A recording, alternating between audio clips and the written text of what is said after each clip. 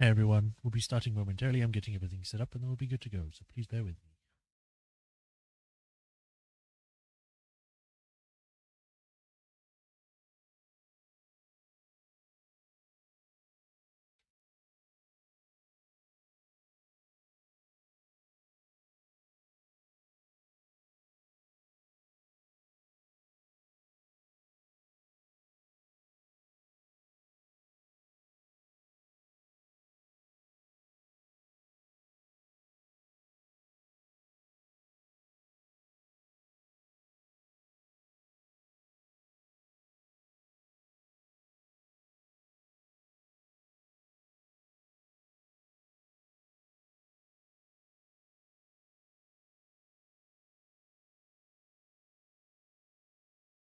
Okay, there, that's done. Turn up on there, connection seems good. We are good to go. So, hi everyone, welcome to another stream. And the first for this week, we are continuing with Apollo Justice Trilogy, Dual Destinies. To catch up from last time, we had done the first trial, second trial, something like that. We did the trial after investigating the space center and everyone was kidnapped by robots. We had to do a mock trial, a fake trial to get the what you call it, the aura, to get Aura Blackwell off of us so that we could see about finding the truth. We had to go against Blackwell himself as a witness, and we had Edworth on the side of the prosecution, and he was kind of pushy, but that's classic Edgeworth. And he still has problems with his witnesses telling the truth and like trying to introduce them. But we did some investigation, questioning. I meant not investigation because we're in a trial. We did some cross-examination, is what I meant to say, because they got Asian at the end. I confuse them with investigation. But a cross-examination, and through that we learned that I keep trying to call her Trucy. Her name's not Trucy, it's Athena. Why am I trying to? Athena did not kill her mother. It was a third guy who wore a mask, and quite obviously stepped in front of a camera that for some reason people didn't look through. And like, who's this guy? Why has he got an injured hand? Why has he got a slash mark on his thing? He was the most suspicious person you could ever see, and they completely ignored him. But anyway, managed to find that out, and then we were all happy about to be done with the whole trial after finding Athena not guilty. And then Imolo comes in, and he's like, I cannot let this trial end. I've got something to say. And instead of throwing him out, it's like, okay, we'll wait for you to say what you got to say. And everyone's like, why would you do this, Apollo? Because he's a douchebag. He wants his game back. He wants to be the main focus again. And it's like he's. I think we're gonna go start off in the what you call it rooms, the waiting rooms, and then we go back in. And he's like, okay, this is what I've got. Although it'd be it's weird because we shouldn't really be listening to him, but then maybe Aura Black was like, no, we should listen to what he has to say because I love him, even though I barely spoke to him. And there was only one scene with us together, and you cut us into that. Anyway, yeah, we're going to go into that. We're going to see if we can get done. I don't know if we're going to be finishing it today. I have been told that there's going to be at least 2 more trial parts or not, but if we finish it today, then we can start the next one on Thursday. But for now, let us see what we can get done. So let's go. I sound off. I don't feel off. Maybe it's just my throat. My voice sounds weird. I don't know. Game.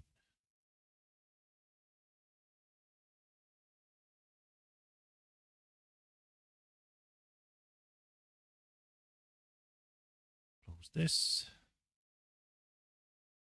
Hey, Sean. Welcome.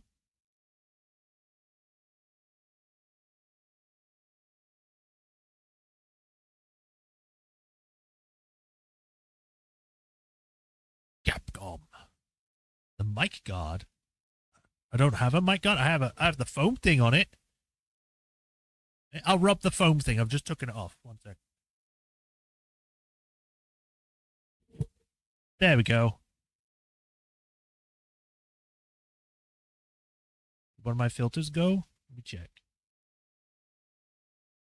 Are my filters are all still on. Still got reverb.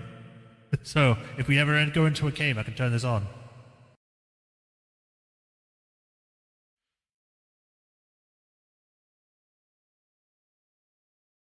Hey, she could be bisexual. You never know. Right. I was testing the sound. Yeah. Watch this.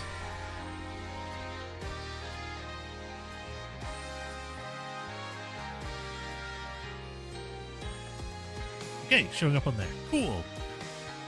Let's go!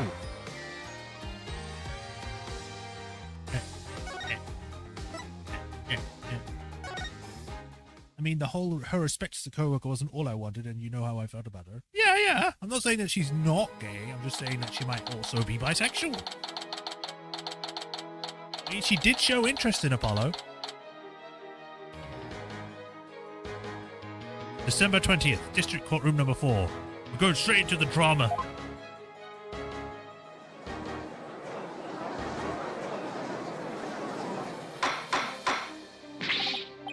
Mr. Justice, please explain yourself. It's very simple. There isn't much to explain. The defendant, Miss Athena Sykes, might not be innocent. Wow, okay. What are you talking about? The case from 7 years ago has been settled. I'm not talking about the past here. I'm talking about the present case.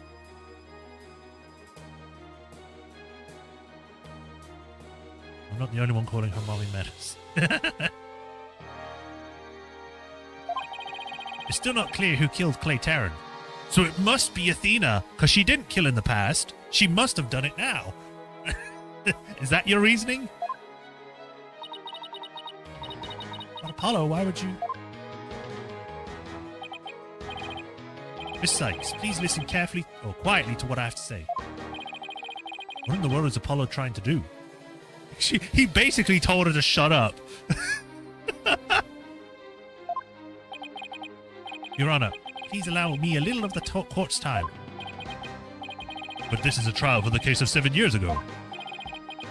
Miss Blackwell, I'd like to ask a favor of you. I'd like you to force people to do a trial that I want.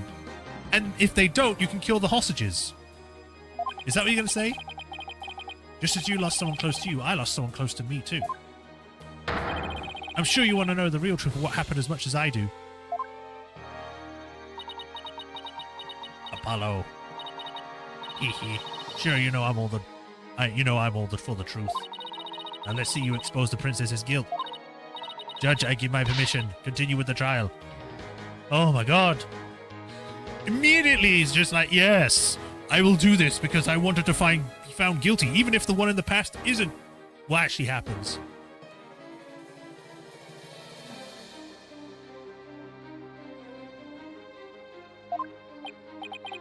Very well. If that's all right with you, Prosecutor Edgeworth. The prosecution has no objections. Let's hear Miss Justice's testimony. I'll have the police investigation report brought immediately.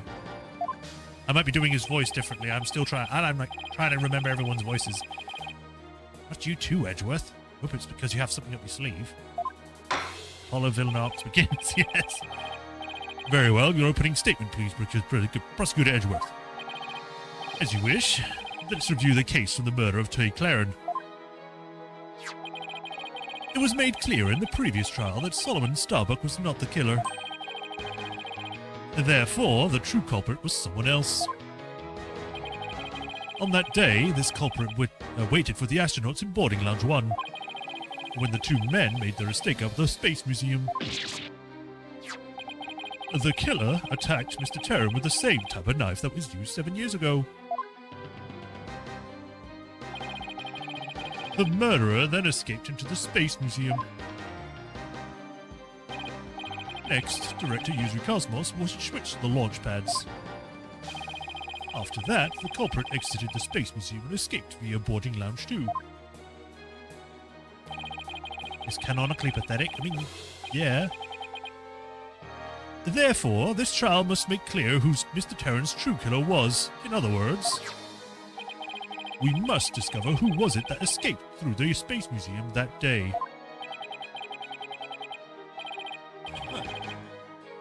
Thank you, Prosecutor Edworth. Mr. Wright, is this defense ready? Yes, Your Honor. I'm ready for this bullshit I'm trying. Has it been 10 minutes? I don't think it's been 10 minutes. Oh, it has, so I can do it. Better rearrange my evidence. Again. What is this, the 5th time? Relevant evidence swapped into the court record.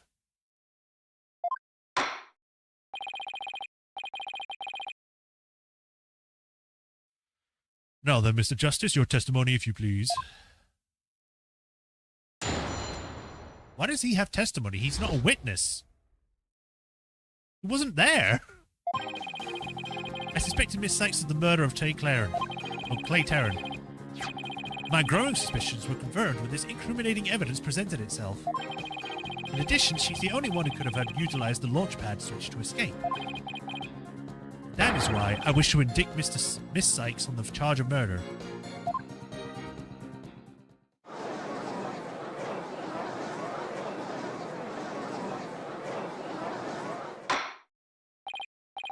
Order in the court. Mr. Justice, you realize you're charging your own co-worker with murder, don't you? Yeah, if you think they've done murder and there's evidence to support that, you should do that. You shouldn't just be like, oh, it's fine. It's just a regular Tuesday.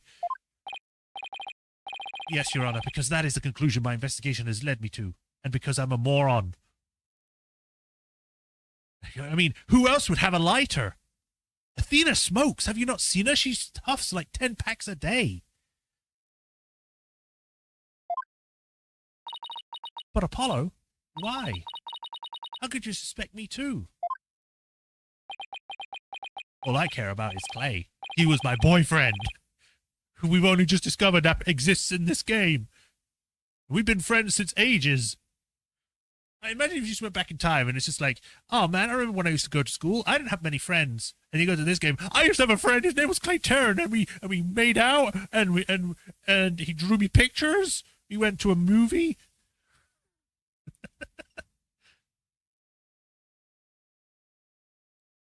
Mr. Wright, your cross-examination, please. You don't order me around. You're not the judge. I don't get it. Just what did you find out over the past few days to make you think this?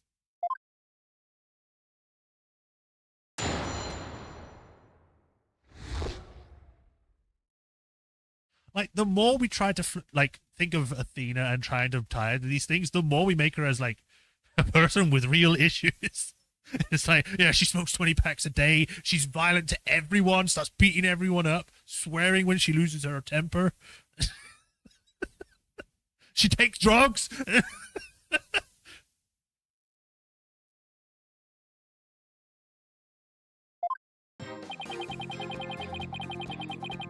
Hold it! What first made you suspicious of Miss Sykes? It all started when Miss Sykes and I were investigating the crime scene.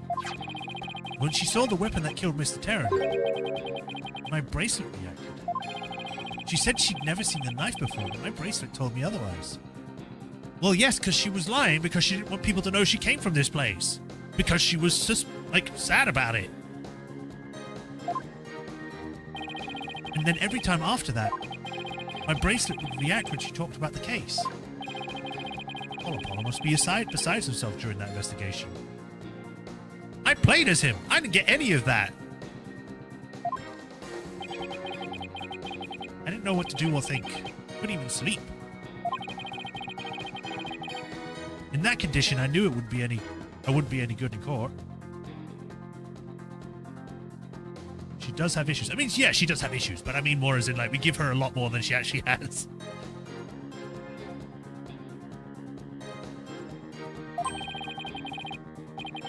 So I decided to wear an eye patch so I couldn't be able to perceive any of her talent. Not because you have an injury or anything, but because you just didn't want to look at her.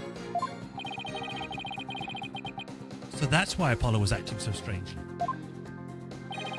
But the reason Miss Sykes unconsciously reacted to the knife that way is because she stabbed her mother's murderer with one identical to it 7 years ago. Objection! That knife was also the murder weapon that was used to kill Clay Terran. Therefore, she's guilty. Her bracelet could have also reacted to her because she knew she was the killer too. Why'd you gotta look smug about that? When you make that face, you look like a baby. I just realized. Stop making that face. Ugh, I guess he has a point. He doesn't have a point! My bracelet wasn't the only reason I became suspicious of her.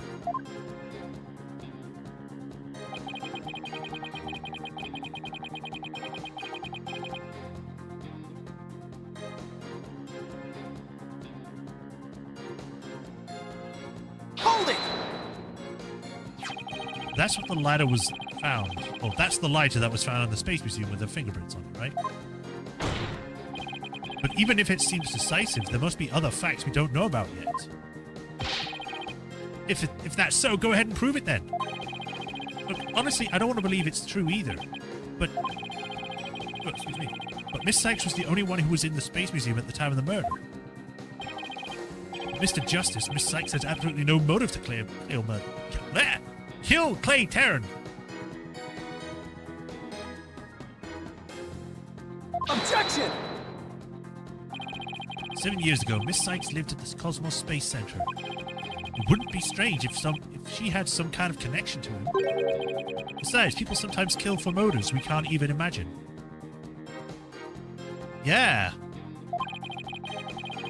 I know you've seen plenty of cases like that in your own career, Mr. Wright. I still can't believe this. How can you actually suspect Athena, Apollo?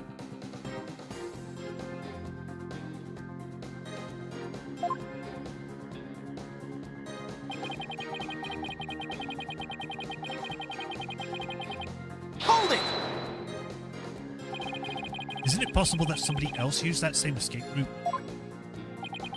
I'm afraid not, Mr. Wright. Why not? Recall that there is a security camera in the boarding lounge 1 aimed at the launch pad door. It's the camera that captured Mr. Terran and Mr. Starbuck. But there's also another security camera in the boarding lounge 2. It recorded Mr. Terran's killer, or rather, Miss Sykes coming out of the Space Museum. Camera in boarding lounge 2. First I've heard of it, but it makes sense. Athena said she had snuck into the Space Museum the night before the incident, and then was overcome and passed out until around noon the next day. I was out until about noon the next day. I didn't know about the explosions. I woke up, nobody was around, so I just went into the boarding lounge 2. I'm having a stroke. That must have been when the camera captured her. And that's what made Apollo suspect her even more. But wait a minute. In that case, it was most likely recording the true culprit as well. Objection! That's a negative on that one too, Mr. Wright. In the footage taken after the incident, Miss Sykes is the only one who appears. What? Why?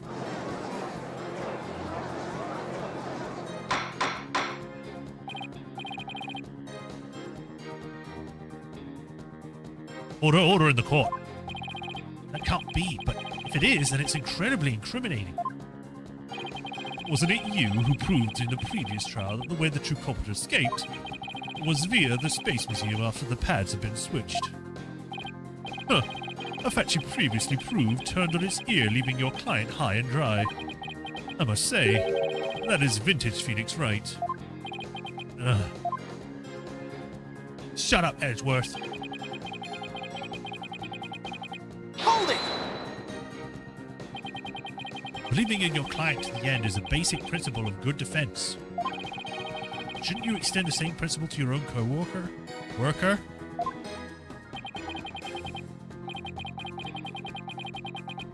You're probably right. Maybe I'm not even fit to be a lawyer. No, you're not. Get out. However, I don't care. This case is special to me. This man who I've barely known for this one game. I was only introduced in this one case. Clay was my friend, and that's why I just have to know the truth.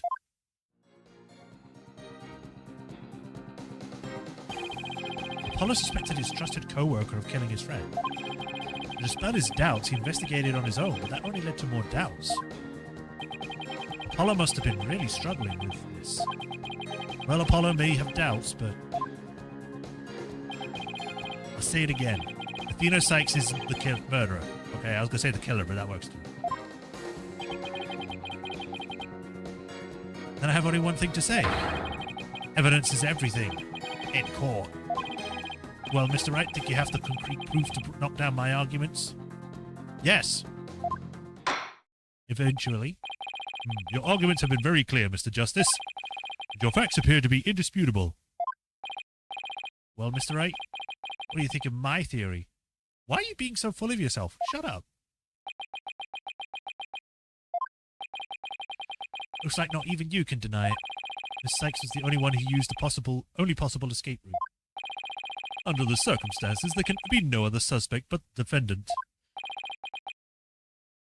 Unless you think there was an alternative escape route. Is that what you think? Or that's what you're thinking, Mr. Wright? Is that what you think, Mr. Wright? Is that what you think, Phoenix? No. I guess I will. Was there an alternative escape route? The leaves. Are they in the No, not this. Are they in the court record?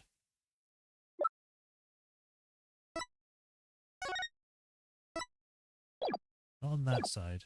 Oh, whoops.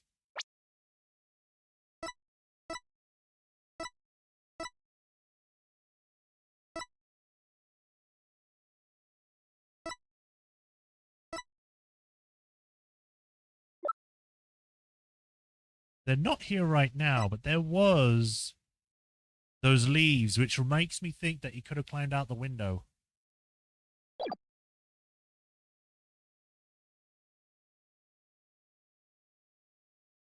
Well, no way means Athena's guilty. Well, I'll say no way then.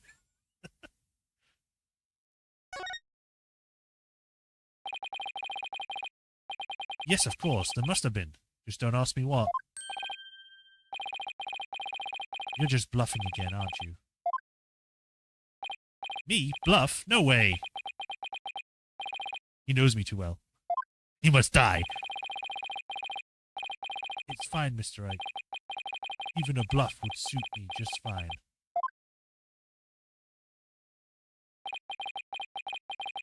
As long as you can.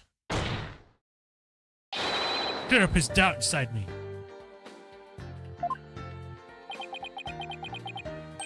Wait. So is this what this is all about?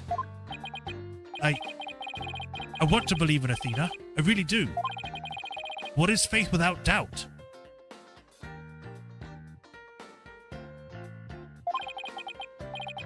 That's why I need to question her guilt. Make me doubt myself. Show me I'm wrong. I don't want to be right. It's basically what he's saying. Apollo, you've been wrong so many times, it's kind of your thing at this point. You need to accept that you're going to be wrong. So that once the truth finally comes out, I can really fully trust her. So that you can really trust me? Huh. It seems your junior partner has just showed us what trials are truly all about. About assuaging their own feelings rather than the truth. Get him out of here! I believe you're right. We prosecutors painstakingly question every detail in pursuit of the defendant. While we lawyers believe in and defend our clients to the end. Why are we describing court law at the moment, or court procedures? When both sides go out all against each other, that's when we discover the truth. No, it's not. That's not what happens in court. Whatever. Precisely. And when the battle is over, we will understand the true meaning of trust. This is exactly what trials are about. Would you agree? Yes. Couldn't ignore the seed of doubt that was growing inside of me. So I ended up holding proceedings, getting people in danger because I want to know the truth. Screw the hostages. Me!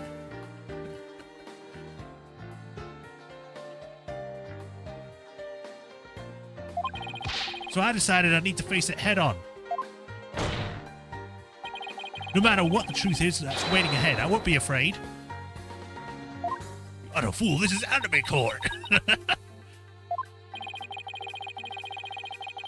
So that's so like Apollo, always uber earnest about things like this.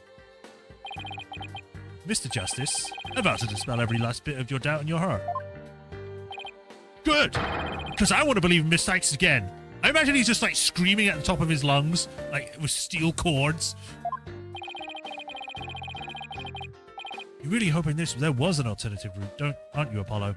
Like, just imagine if they actually had built this up, like, you know, when you were playing as Apollo and you were investigating the crime scene with Clay Terran and all that, it slowly built up. Or like, you know, from the beginning, like you could see he was doubting Athena, or there were things going on that he didn't really explain, rather than he was going, I'm going to take a moment of leave, bye. Hey, Athena, you did it.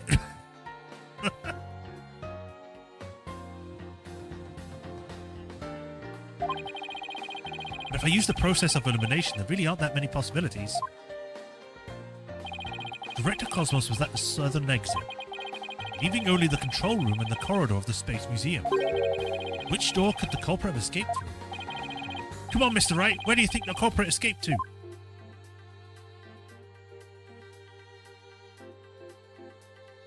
I was going to do this. There. I doubt anybody could have escaped that way. But can you really say with certainty that it isn't possible? Yes, I believe I can. I guess you're right. What are you doing? This is serious, Mr. Wright. Please be serious, Mr. Wright.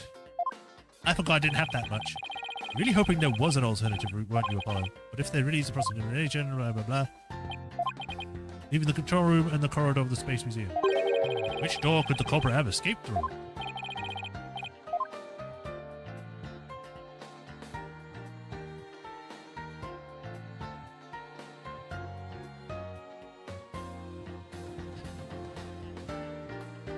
Like, there's no, it says door. I clicked the outside thing. Where exactly do you want me to click? Can't go that way, because there's a person standing there. Can't go that way, because the person would have been looking in and seeing them. Right. Take that! They really could only have escaped to the corridor to the Space Museum. All they had to do was use the unconscious Mr. Starbuck's prints to get through the door. Objection! It appears that you're trying to establish Miss Sykes' guilt. If the culprit used that route, only the exit would have been into the boarding lounge too. The logical conclusion of your argument is that the killer is none other than the defendant. I knew it. That's the only way it could be, huh? If the culprit escaped into the corridor that leads to the Space Museum, then I guess it's true. The only exit would have been the boarding lounge too. But Miss Sykes was the only person captured by the boarding lounge 2 security camera. Investigated the crime scene thoroughly.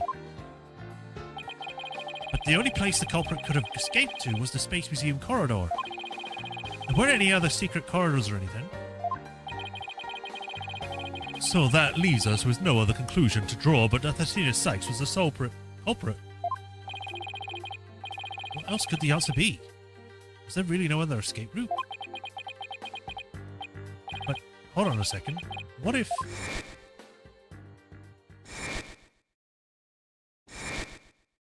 What if he was completely crazy and jumped when it rotated? Where did those mysterious leaves we saw in the corridor room come from? What if they were a clue to the culprit's real escape route? Nah, they're not important. That's why they're there. They're just... Someone just brought them in.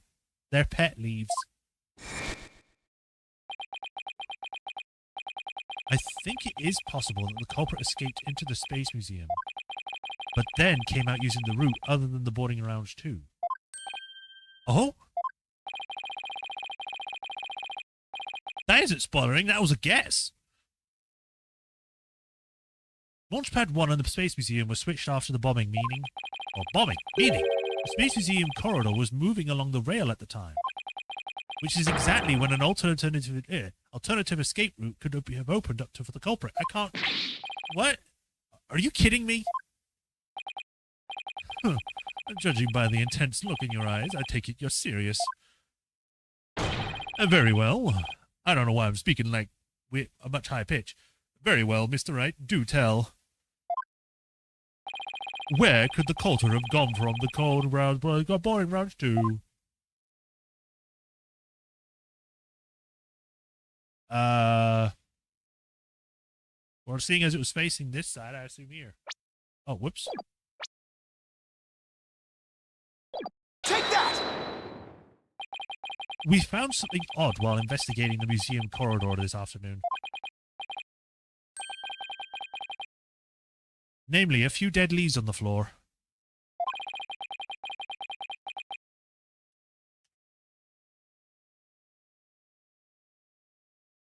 Considering where the dead leaves come from, they point us exactly to where the culprit escaped to.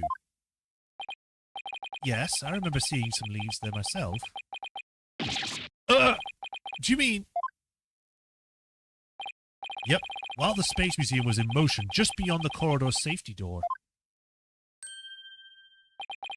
was an alternative place that the culprit could have escaped. In other words, the culprit's real escape route was... the area outside the Space Center. You're freaking insane! Objection! Do you know how impossible that would be? That corridor is level with the 3rd floor. Even if the culprit tried to leap to the outside wall of the Space Center building, they would fall to their death. Objection! Ordinarily, yes. But after the bombing incident, the culprit could make use of a certain item. And what item would that be exactly, Mr. Wright? Alright, this is what the culprit used to leap to the outside wall of the main building. Take that! I mean, the ladder was down. An emergency ladder?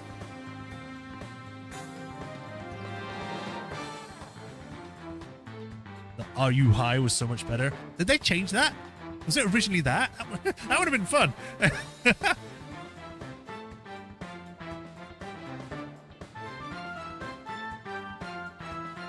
Oh, right. Larry said that. Yeah. There was an emergency ladder in the 4th robotics lab, and it was used that day after the explosions to help evacuate people. Miss Blackwell herself used the ladder to escape down to the ground level. Recall that the launch pad was switched after the ladder was lowered. The coroner would have passed by the ladder while the pads were being switched. And that's when the culprit literally sprang into action. Whee! And leapt onto the ladder. What? Who would have imagined? I like Surprised Apollo. He looks funny. Order in the court.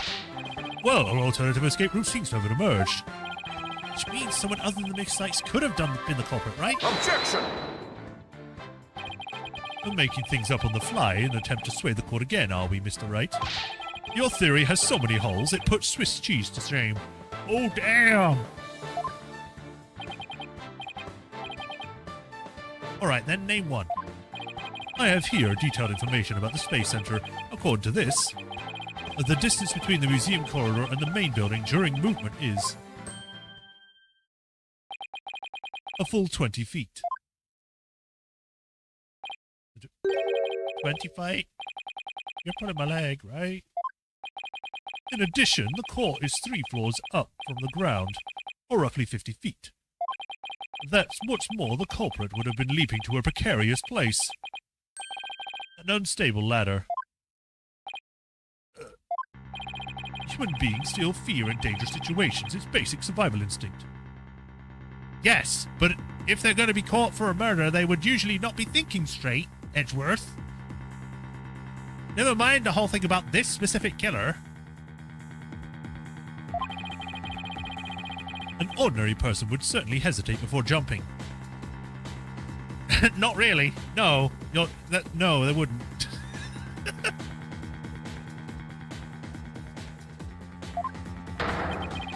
Or even freeze in fear and not jump at all. Objection! If I had to jump in order to not get caught for a murder, I would jump. I wouldn't hesitate. I'll just go, yeah, okay, let's go. Whee! Not that I'm saying that I've killed someone and that I did that before. No. But the culprit had just murdered someone. They weren't in an ordinary state of mind. Yeah, exactly, Phoenix. Objection! Nevertheless, why would they have taken that kind of risk? They could have waited for the switch to be complete and escaped to the boarding lounge too. But then they would have been caught on the cameras. Are you stupid, Edgeworth? What happened in the last few seconds? You were so smart in the previous episode. In this one, you've suddenly gone downhill. They could have waited for the switch to be complete. Objection! Because there was a security camera in boarding lounge too. I'm actually Phoenix right now. It's just like the culprit knew they would be accorded as they left the Space Museum that way. Objection! In that case, the culprit would have hidden in the museum until after things settled down, where the police were investigating everything, and then blended in with other people after the museum was opened. That's a good point. But you claim that despite all this, the culprit took a 20-foot death-defying leap, and all in the brief moment the caller and the ladder passed by each other. That's also a good point. And they would have needed a running start with the corridor was moving to make that jump. If their time was off, they couldn't jump far enough. It would have been instant death. What kind of person would attempt something like that? Crazy. Stop bringing up good points, Edgeworth. The true culprit of yours is nothing but a figment of your imagination. Why do you always have to point out every flaw?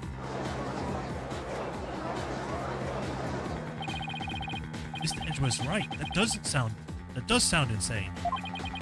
The culprit who would have had to been someone who feels no fear like a stuntman. Stuntmen feel fear, they just push through it.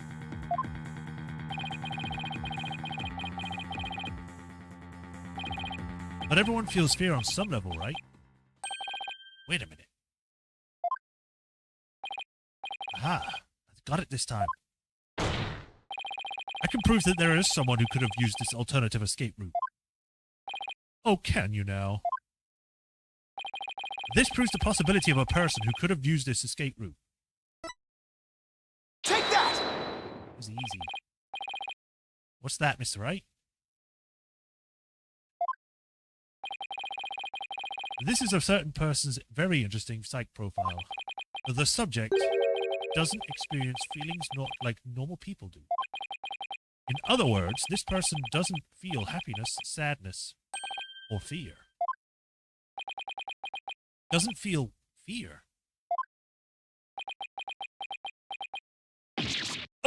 Right. You can't be serious. I like to zoom in when he says that. You better believe I'm serious, Mr. Bullshit. He's like suddenly very serious and very like without the constraint of fear. He could easily do what an ordinary person wouldn't dare.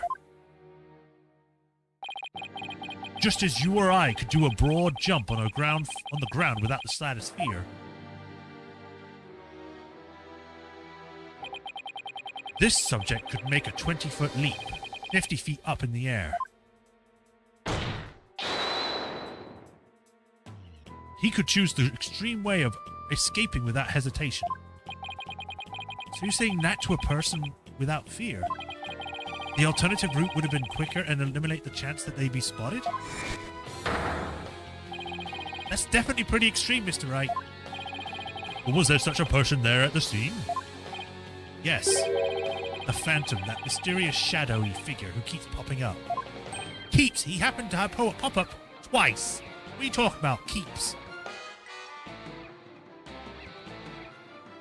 Have you seen Return of the Great Departed Soul? or had it played. I've not heard of that. Is that a case?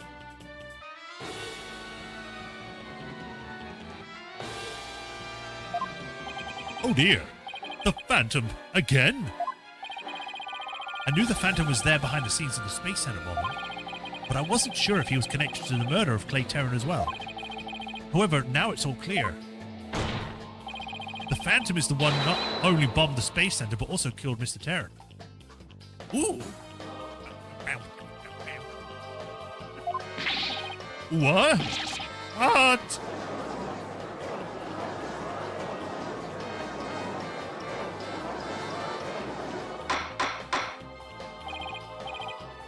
SQ. I don't know.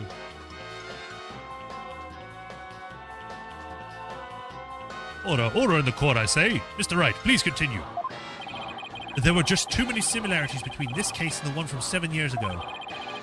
But why, you may ask? It can only be because both incidents were the work of the same Phantom. So then this Phantom is the one who killed Clay? But who is he? This Phantom has been haunting this case, pulling the strings in the background.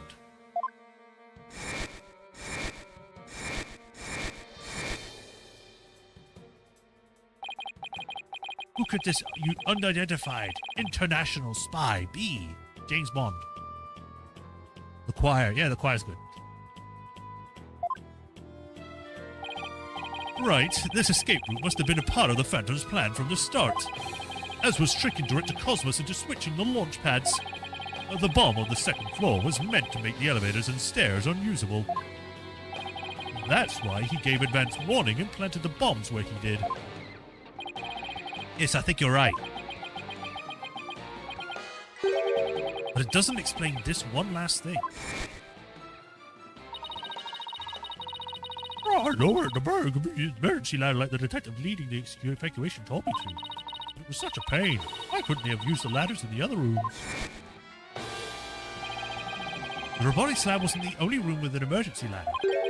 But he couldn't have made that leap unless he was certain which one it would be. So you mean the Phantom must be someone who knew that particular ladder was going to be used? That's right. Who could it be? Wait a minute.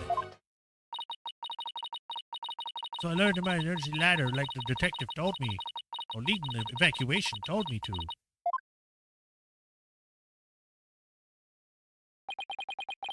Miss Blackwell lowered the ladder, after being told to by the detective leading the... Ah! And then he died. You've got to be kidding me. Did you figure it out, right? Do you know who the Phantom is? Yes, I do. Who is it? Who killed Clay? Our mystery spy, known as the Phantom, is none other than Detective Gumshoe. Man, I wish Detective Gumshoe was still here. I miss him. He led the evacuation effort in the Space Center after the bombing incident.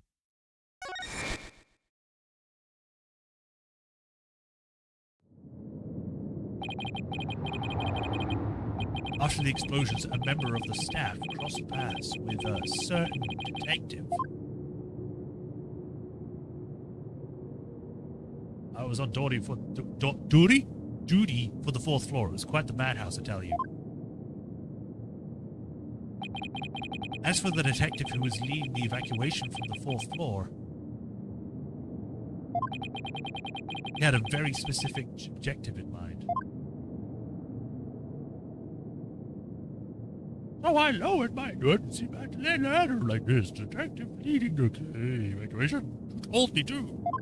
How many times am I going to have to read that line? His objective was to secure his own escape route.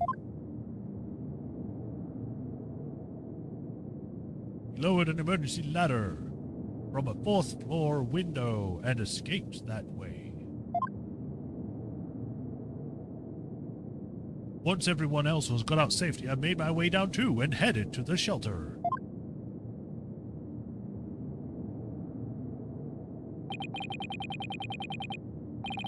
is a detective you all know. He's even the lead detective on the current case. He appears to have a very emotional man, but his psych profile says he is without emotion. Take that!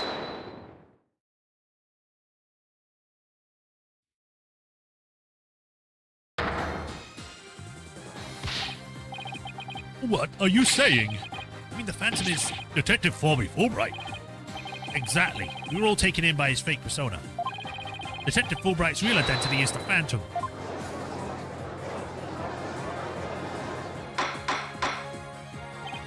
Order in the court. Mr. Wright, how could this be? That's easy, Your Honor. Detective Fulbright was leading the 4th floor evacuation effort. Our first clue is that he made no attempt to have any other ladder put to use. The ladder in the robotics lab is the only one he ordered to be lowered. The second is that he directed everybody to the basement shelter via this ladder. Verily, it was all part of the plan to create an escape route. After Detective Fulbright saw to it that the ladder was lowered from the robotics lab, he ran in and stabbed Clay. He went to the top boarding lounge, where he killed Clay Terran and escaped to the Space Museum. I don't know why he had to kill Clay, though. It's still not explained why. The museum started moving. Slowly, he waited for the right time to get a running start. And just as the corridor was passing the ladder, he leapt onto it. I don't believe it. That addle-pated detective did all that. Was it really him? I mean, all this time I thought... Polonies are deaf in every game. Sorry, we didn't catch your name. My name? I'm Bobby Fulbright. The heroic detective who defends our good citizens from evil. I am the champion of justice who comes running whenever you need me. And my catchphrase, it's in justice we trust. Then, his concern for Simon was also just one big act?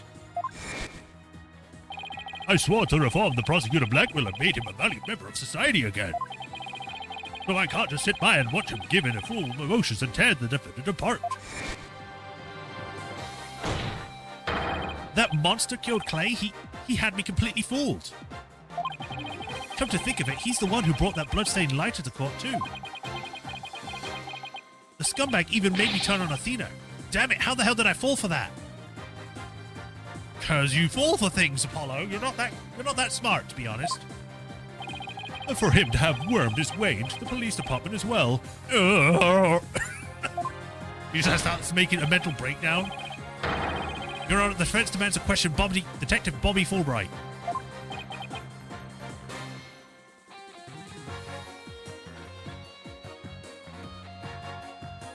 Injustice, yeah. Yes, I agree. We need to hear from him right away. The court will take a short recess, and then Detective Fulbright will take the stand.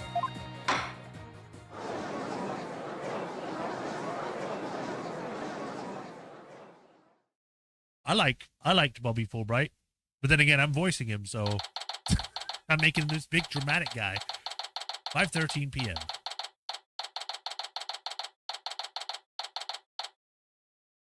They really need to show more female police officers. Like, they showed it for that one case, and then since then, well, 2 cases, I guess, but they were ex-policemen. But since then, nothing. Always guys. Get some female representation. Yeah! Kick my ass! Wouldn't it be great if Athena threw a female officer instead? That'd be cool! Equality for all! Beat everyone up!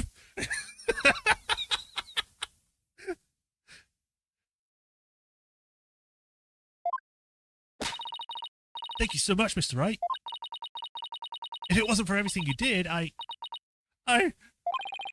Don't thank me yet. We still have an uphill battle to fight. My voice is cracking. You got it, boss. Oh, he's sad. Oh, he's like a puppy. Apollo. Ugh. Oh, this is awkward. Athena, can you do me a favor? Huh? What is it? Could you Punch me, please. What? Why should I do that? Because I should have believed in you. Imagine the moment he asks, she just immediately does it. She just goes, can you punch me? Go bam! I let the seed of doubt inside me get the best of me. I'm really sorry that I didn't trust... Ow! Don't be such a dope. I was really touched by what you did. Huh? Now what are you talking about? I want to believe in Athena. I really do. Scooby-Dooby-Doo. What is faith without doubt? That's why I need to question her guilt. So that once the truth finally comes out, I can really finally trust her. I took the time and effort to genuinely think about who I am and what I'm made of. After all that, how can I punch a true friend like you, Apollo? What are you talking about? You punch true friends all the time. I don't mean just you specifically. Everyone does. It's just like, hey, live play fighting. Yeah, yeah. Stab, stab, stab. Yeah. Didn't have any trouble slapping him a second ago. Thanks, Athena. Thanks for waking me up for reality again. Yes, I know now who I can call to if I ever get sleepy in court. I don't know who this is. It looks like you have some promising young people watching under you. Working. Oh, it's you. Edgeworth. Yeah, I think they're pretty great myself. They're not afraid to keep me in line. Anyway, I have some very good news. Aura Blackwell has surrendered and the hostages have been set free. Trucy and all the others? Oh, thank goodness. Miss Blackwell said she had something she really needed to do, and she went to go kill Bobby Fulbright, I guess. So I granted her special permission to do what she must. I wonder what it is. Oh, hi. Miss Blackwell.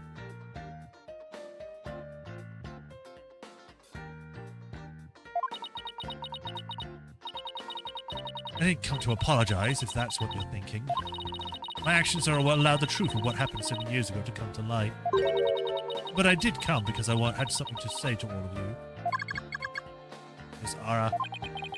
She better not be here to complain about something. Miss Blackwell, I wanted to apologize to you. The fact that you couldn't trust the court system is our fault. Yeah, it's true, these courts are filled with incompetent idiots still. I suppose I could let you handle the rest of the case for me. Oh, Miss Aura, does that mean you're starting to trust the system again? No, of course not. Be quiet, hunk of junk. It's just, I wouldn't mind if you were the ones who took Menace's killer down.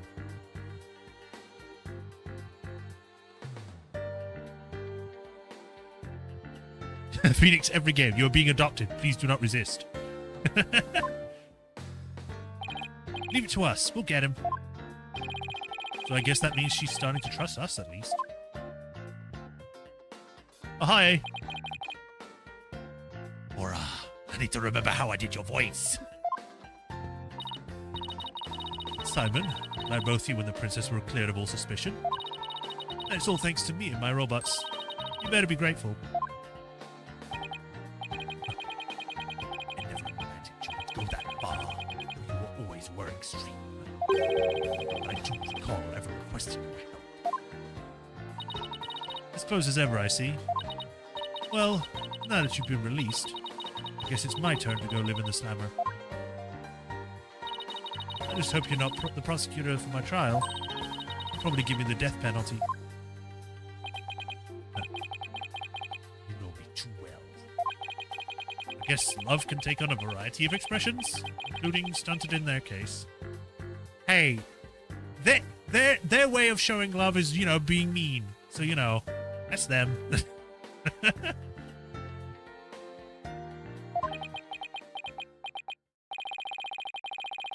truly, I truly was about to be executed tomorrow. But because of you, it looks like I won't be crossing the sticks just yet. Confound you, right, Dodo? I wanted to die.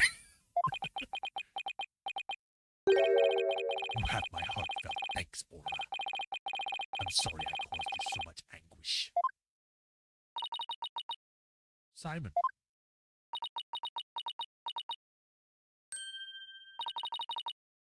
I'm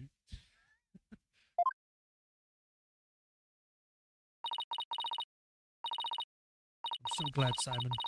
So very glad to hear you say that. Aura. Alright, that's enough of that. Bailiff, take me to the detention center. Put me in prison. I don't want to see anyone. I don't want anyone to see my emotions.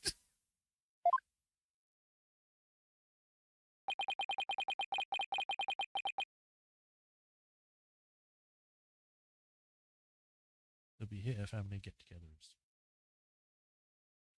What Miss Blackwell's did was inexcusable. But it's clear she did it out of love for her brother. Still can't wrap my head around, or my mind around Detective Fulbright being the Phantom. I just completely ignore that she's gone now. I can't believe he killed Clay. Right. And murdered my mentor, which would greatly distress upon little Athena.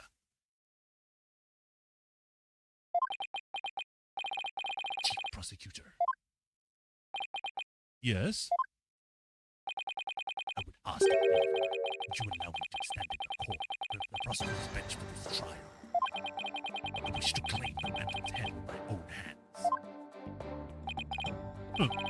That was my plan all along. After all, it's highly unconventional for a man of my position to stand in court. Sir. The formal paperwork has yet to be filed, but you are hereby conditionally released. Please take the prosecutor's bench in your official capacity and uncover the truth by your own hands.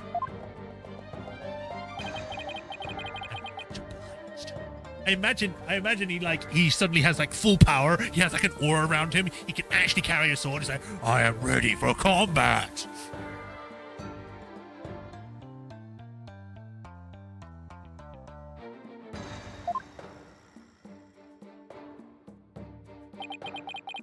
The day to politics has come at last. Chief Prosecutor, could you?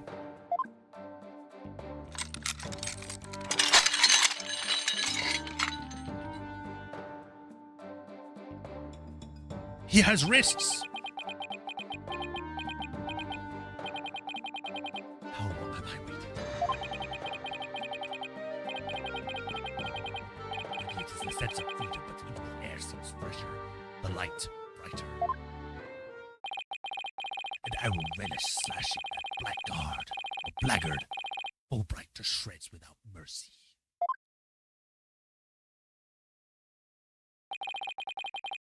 I don't have to be able to read his heart to see how happy he is. I'm so glad, but I won't cry just yet. After all, we still got a trial to finish. It's okay to cry, Athena. I promise. I won't tell anyone. Gets the camera out. Prosecutor Blackwell, Mr. Wright, please avenge Clay's death for me. What are you talking about, Apollo? You're coming to the defense's bench with me. I am? Well, I can't expect Athena to assist me now, can I? She's the defendant. That leaves you, Apollo. She literally did that. That was the first thing she did when she was the defendant. She's like, oh, I'm going to be with you on the bench. Here, I'll read his emotional state. What are you talking about? But, are you sure you want me? I took a leave of absence and everything. Oh, that makes you the worst person in the world. You took a break. Oh, no. Oh, wait, no, it's Japan. They can't take breaks because that seems as bad. Also, yeah, his bandage just ends there. Does it actually go into his hair or does it just disappear? Well, our officer's got pretty short-handed and you're all I've got. Thank you, Mr. Wright. Apollo. Athena, I can say with all my heart now. I believe in your complete innocence. And now we're going to prove it to the world. Thank you, Apollo. I know you can do it. So, you won't be needing that eye patch anymore, right? Right, because I'm fine now. Right, because I'm fine now. Why is he saying it like that? I'm so used to doing it myself that it's weird when he says things. I think that's actually the first time we've heard him spoken in like an animated thing. I guess his injuries were all healed. It was just... He didn't need any of the bandages. He wasn't hurt at all.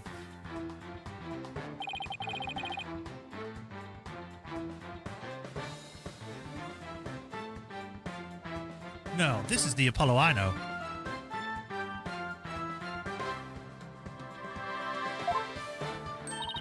Welcome back, Apollo. Goes into his design. It goes into his hair design-wise. In game, it probably clicked through it. I mean, yeah.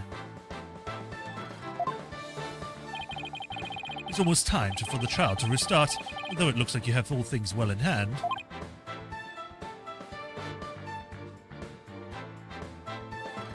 Yep. I should head back to the prosecutor's office. But why? I want to look into a few things, namely, the first people on the scene 7 years ago, the facial registered by the robot, and Detective Fulbright's background. I have lost his voice. Oh, hee haw, hoity toity. Yes, there we go, I got it. Sounds great, Edgeworth, thanks. I expect to be repaid with my victory, right? Not if you excuse me.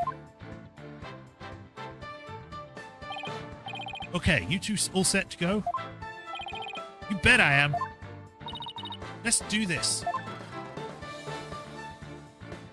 We're gonna kick his ass! This is it, the final battle.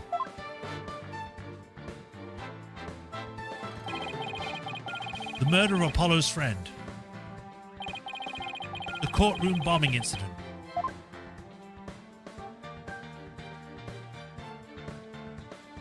The trauma of Athena's mother's death, which is probably the most bloodiest we've seen a case be. And the case that ushered in the dark age of the law 7 years ago. It wasn't the only case, it was your case as well, Phoenix.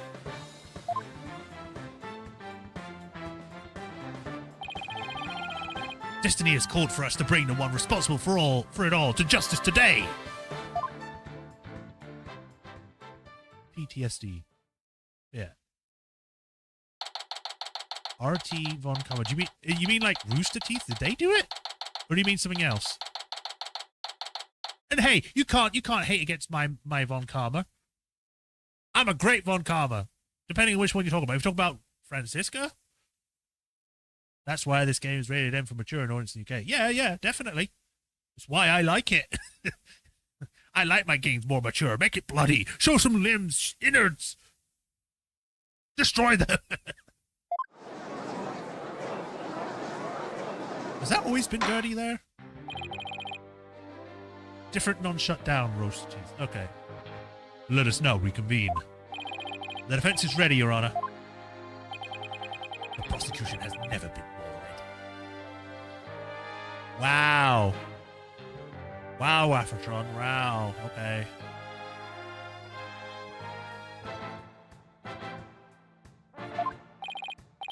You know, this is the first time we've been at the defense's bench together since I debuted. Now that you mention it. Although back then I thought you were more loud than you were reliable. Phoenix. You've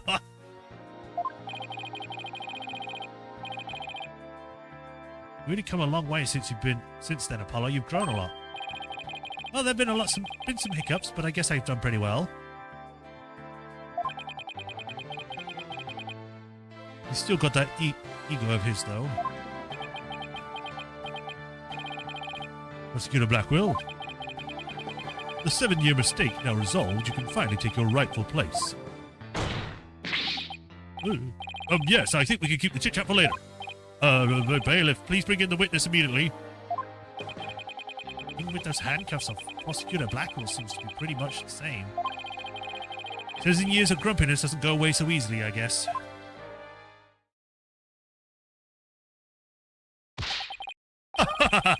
Bobby Fulbright here. I heard it wasn't needed on the stand, so here I am. Detective Fulbright, do you know why you have been called to give testimony? Yep, because there's only one reason why I'd be called. And that is because it's time for justice. In justice we trust! Objection! You can't fool us with that act anymore. Your justice is nothing but lies. What? Are you questioning the integrity of my sense of justice?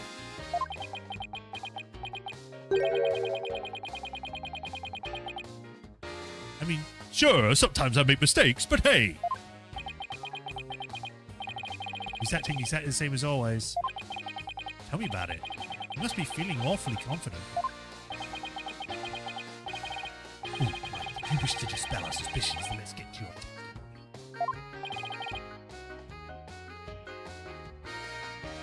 Okay, Raffatron, you don't need to go that far. You hate the one you didn't like, the voice of Francisco, so you didn't watch the entirety of that one? I mean, sure, but might as well just not watch the rest of them. You're going to be that way about it. All right, fine. You want me to prove my righteousness? I can certainly do that.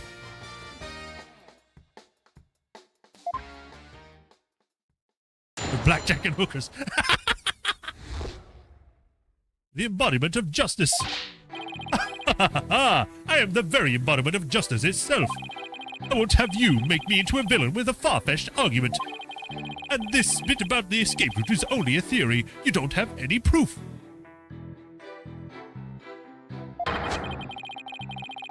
What do we have that is proof that Athena Sykes is the culprit? This lighter with her prints on it.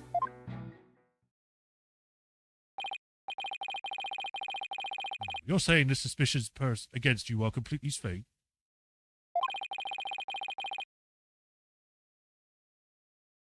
And the defendant is the real culprit? That's right. Mr. Lawyer's escape route is totally circumstantial. He doesn't have any proof that I made a big leap onto a ladder. You don't have proof. You are correct about that. However, you don't have any proof for your claim either. Yeah, I guess you're right. But you can't define justice with evidence. Who can define it anyway? Justice just is. Objection! Don't make me break out a dictionary for you. Ah, please don't throw the book at me. Have you, Roffertron? Or did you skip ones that you just didn't like? Huh. Tell me the Phantom didn't just make me set up a stupid pun for him.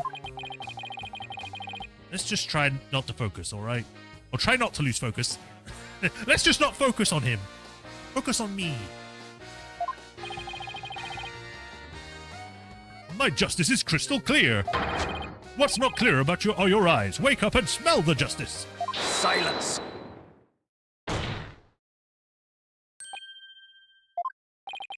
Enough of your wrong voice. Enough of your rubbish, Fulbright. If you haven't seen even an ounce of justice, then you will answer the court's questions and prove it. Prosecutor Blackwell.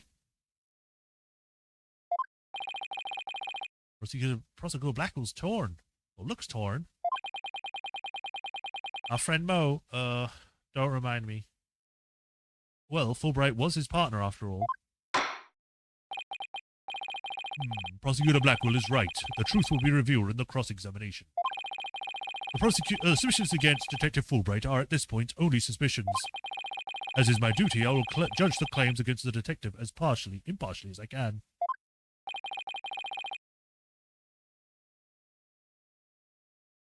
Oh, excuse me. Does anyone have any objections? That's fine, Your Honor. Now ask away and don't hold back. Well, there's no need to appear any objections. Very well, Mr. Wright. Please begin your cross-examination.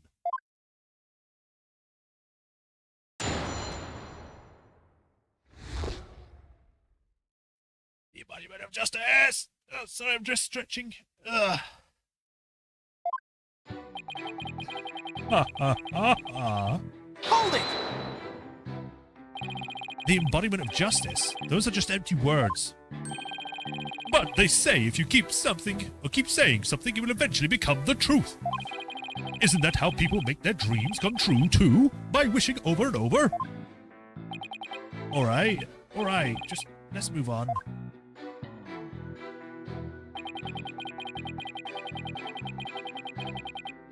Hold it! My arguments are hardly far-fetched. There's careful reasoning behind my theory. Yes, well, apparently reasoning behind even a tofu burger. But what we have against Miss Sykes, though, is just not reasoning, but solid evidence. And it's called the lighter with Miss Sykes' fingerprints on it in the victim's blood. Oh no, a singular lighter has fingerprints on it. Ooh! What about the knife? They didn't have prints on it. You're telling me that she just wore one glove? I mean, she does wear just one glove, but she would do that during the murder?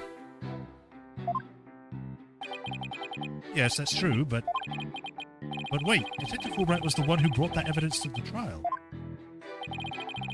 If you harbor any suspicions, I suggest you ask Fulbright right, Dono. Especially about that lighter. He's right, but what exactly should I ask about? Please tell the court about the position of the prints on the lighter.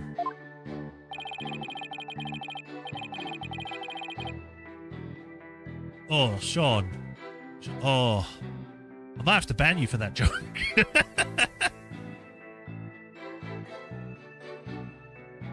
They're around the same spot on either side as they would be if she were holding it. Huh. I suppose if it was used to light the room, it would be held that way. Could you possibly add that to your statement to the testimony? The prints were placed just the way they would be if someone were holding it lit.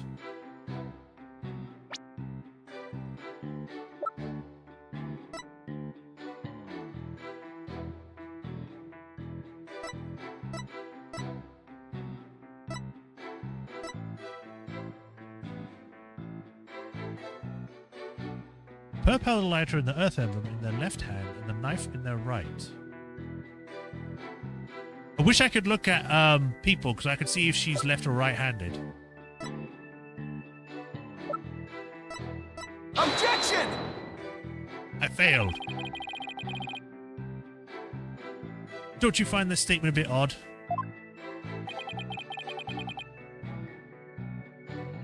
You have the question wrong. Huh? I believe you meant to say, don't you find my head to be a bit odd? Huh? Better not be talking about my hair. If you choose to wave your sword at contradictions that don't exist, prepare to have the soundness of your mind brought into question, right, Dodo? Subtle, aren't you? I'll have no more wild sword waving. Sword waving in my courtroom, Mr. Wright. Mr. Wright, you fucked up too much. Now, I find Athena guilty, even though everything has been proven that she didn't do it. In this one case, because of this one lighter, I'm going to say she did. That's enough. See no reason to prolong this trial. I hate Athena anyway. She always shouts at me. Guilty. Bye, Athena. Let me get back in.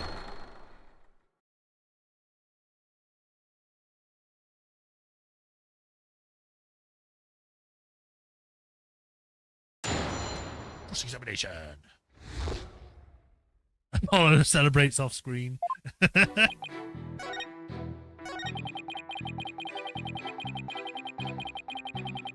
Hold it!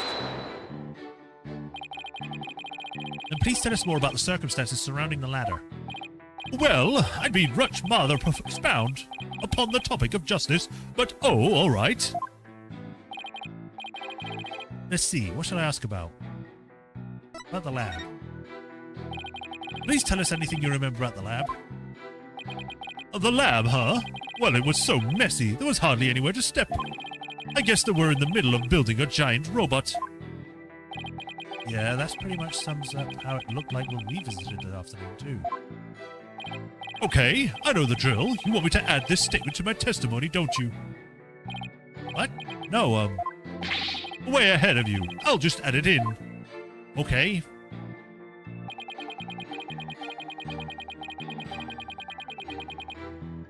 Then why did you choose it?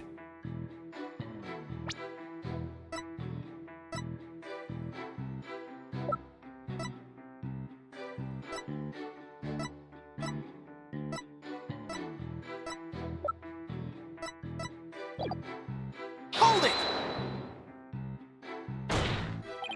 You aren't fooling anyone. You chose the ladder in that very room on the purpose to create your escape route. That's not true, if that's just that. It's when it comes to the ladder, I'm very particular. I had a good feeling about that ladder. This isn't getting us anywhere, Mr. Wright. Huh? Did I mess up somewhere along the way? Please tell the court what you remember about Miss Blackwell at the time. She appeared to be really angry about the bombing commotion that was disrupting her work. She even threw a robot at me.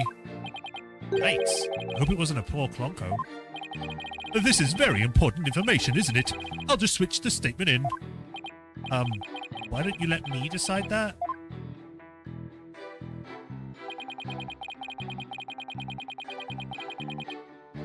I mean, it's not wrong. Hold it! I'm beginning to wonder, is Miss Blackwell ever not crabby? Well, they already took her down to the station, so it's a bit late to ask her now. Just my opinion, but maybe it's best we don't ask her about that. Ever. Can I try asking the detective about something else? Let's just press on. Let's proceed with your testimony, shall we? Ha ha ha! Certainly, certainly! It looks like he's sticking with Athena as the culprit. Ugh, it doesn't help that he has that evidence. Let's press him on everything until he cracks. Hold it! I need to skip this because I don't know if it's saved that I already did it.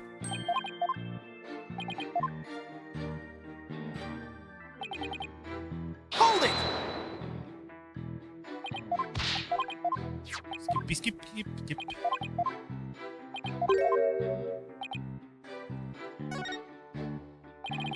So, how many prints were found exactly? The 3, the thumb, the index, and the middle finger of the right hand. You remember, this is important. This is an important statement. Could we please have it added to my testimony? You got it. He beat me to it. Ha ha ha! Be it investigating or testifying, speed is the key.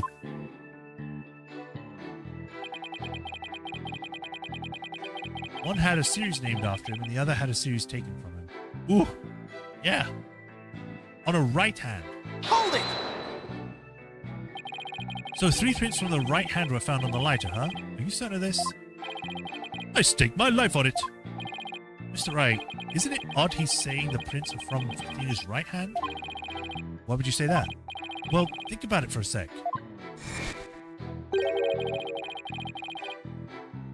Athena always wears that glove on her right hand. So there's no way she'd leave prints with those 3 fingers on her right. Hey, great point. Why didn't I catch that one? Because Athena watches her hands? I don't know. Detective Fulbright, I'm sure you heard our discussion just now about how Miss Sykes always wears a glove on her right hand. Ha ha ha! Well, I have only one thing to say to that.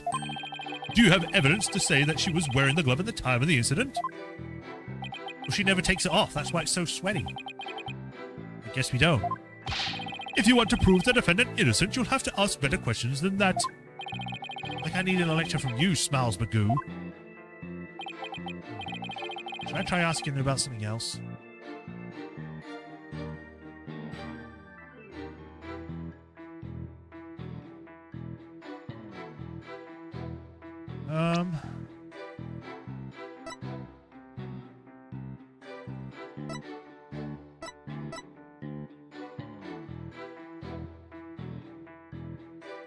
I wish it would say it doesn't have fingerprints, and then I could present it as evidence.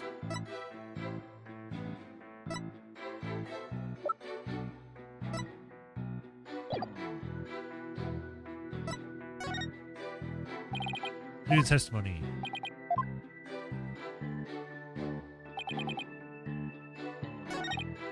Oh, I guess that's it. Hold it!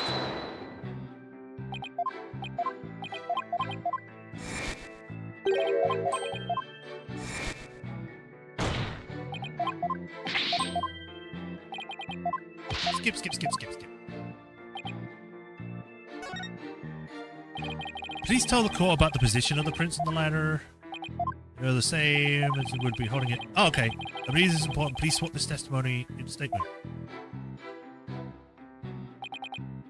Placed away, there'd be someone was holding it there. Hold it!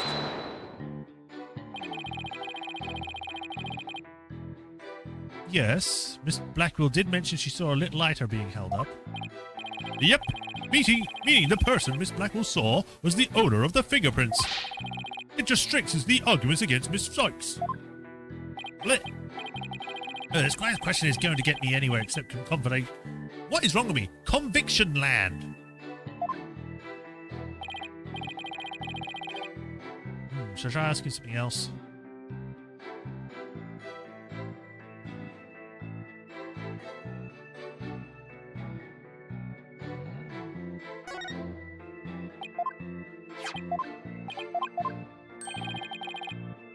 Jimbo Toasted, what do you got it? Do it, blah blah blah.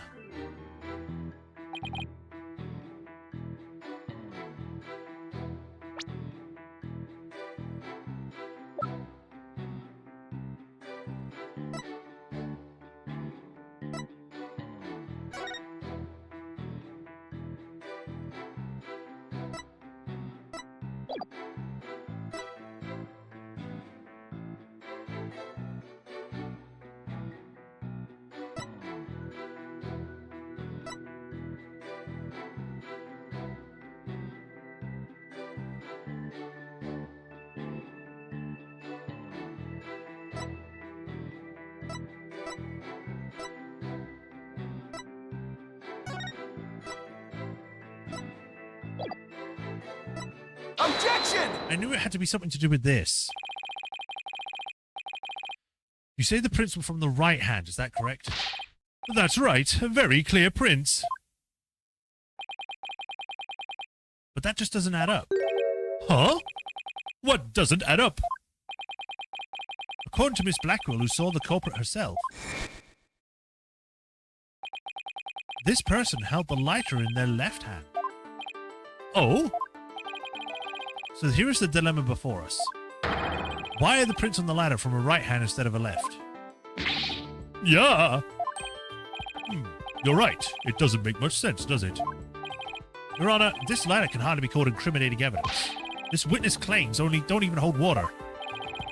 Detective Fulbright, I hope you have a good explanation for this. I just can't understand it. They were definitely right-handed prints. But then why are they so consistent with Miss Blackwell's statement? I've got it. What have you got, Detective? The mirror. The witness must have seen a reflection of the culprit in the mirror. Go on. Miss Blackwell was looking in through the window of the boarding lounge 1, wasn't she? I believe so. Do you mean that little window in the back to the right of the room? That's right, and across the room to on the opposite wall is a large mirror. I do remember seeing it. So you're saying... Yes, the culprit Miss Aura Blackwell saw must have been a reflection of that person in the mirror. It's not like she could just look to the right. Ah, I see. In that case, right and left would appear reversed, wouldn't they? Ha ha ha! Now do you see? This is the logic of pure justice. Objection! But your argument is only conjecture. You don't have any proof that what Miss Blackwell saw was a reflection. Silence! Right, Donna. You sooner make yourself than him like that. Put some more muscle into it. Huh? Ha ha ha! That's right! Besides, the lighter couldn't have been in the left hand. And why not? Miss Blackwell said she saw an Earth emblem on the lighter, didn't she? That emblem is only on one side of the lighter. You're right, there's no emblem on the other side. Exactly, as blank and smooth as the judge's fine scalp. If the culprit had held the lighter in their left hand, they would have covered the emblem. Uh-oh. What's more, this is the kind of lighter you flick open with your thumb before lighting. So the culprit held it in their left hand with the emblem held out and visible. Wouldn't they have been able to open it, let alone light it? Or they wouldn't. But if they held the lighter in their right hand, they could easily open it and light it. By all means, the culprit was definitely holding the lighter in their right hand. No! Come back, my beautiful contradiction. It appears you planted a flower that bears no fruit. Ha ha ha! See how it withers before my flower of justice? He's tough. He's managed to discredit almost everything I've proven up to this point. Imagine if one time he does that, he just pulls out a gun. He's like, whoops, wrong weapon. In justice we trust. Now, do you see? I am not this phantom you're talking about. I mean, are you sure there really is a spy? I bet you're just a figment of your imagination. It's so sad. So very sad. But I'm afraid Miss Sykes is the culprit. Hold it!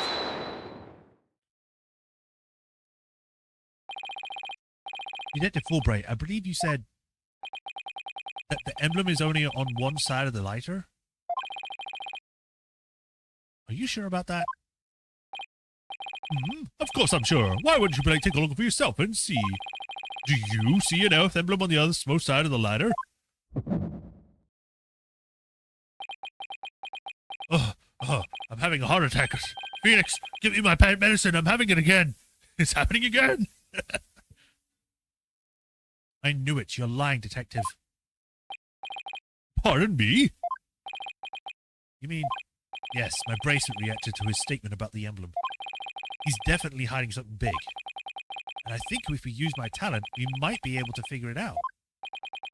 Justice Doddle, are you sure to use that cheat of yours again? It's not cheating, Prosecutor Blackwell. Very well. Whether I like it or not, I suppose we should use that whatever works right now. Go on, then.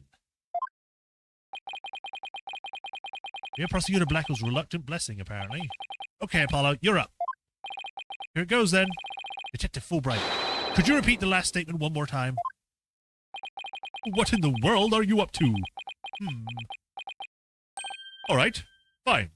Although, to be fair, because of Prosecutor Blackwell not allowing Apollo to use his eye powers this whole time, Fulbright has no idea what this power is talking about.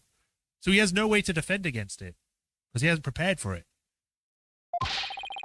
I'll say it as many times as you like. Listen carefully. The Earth emblem is only on one side that you can see when held in the right hand. Whoa. Time to look closely at you.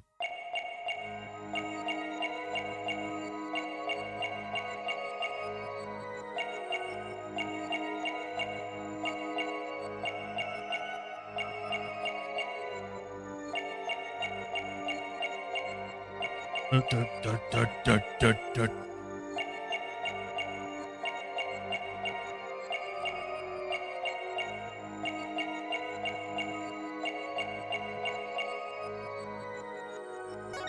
must have missed it.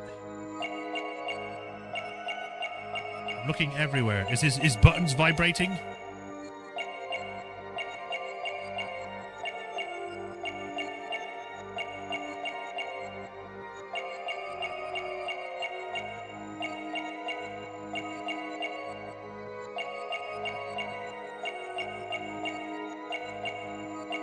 I wish I could, like, pause it so I could just get him to keep reading this.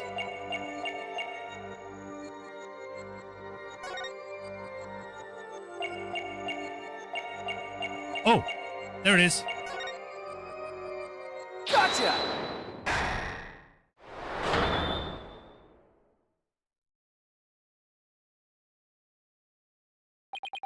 Detective Fulbright, you might not be aware of it yourself, but whenever you say the phrase, the Earth emblem, your left thumb moves. In fact, it appears as though you're running it along the edges of your holster. Mr. Lawyer, I don't have the foggiest notion of what you're talking about. Be that as it may, I know it has something to do with the lighter. Let me examine it. But why? You're not making any sense. You can't just... Silence! Be still and do as you are told, Fulbright. If you have nothing to hide, you shouldn't mind them having a look, should you? What? You'd not do too, Prosecutor Blackwell? I'm not sure what this is all about, but if Prosecutor Blackwell insists, then I'm sure we have to do it. It must be something important. I will allow the defense to examine the lighter.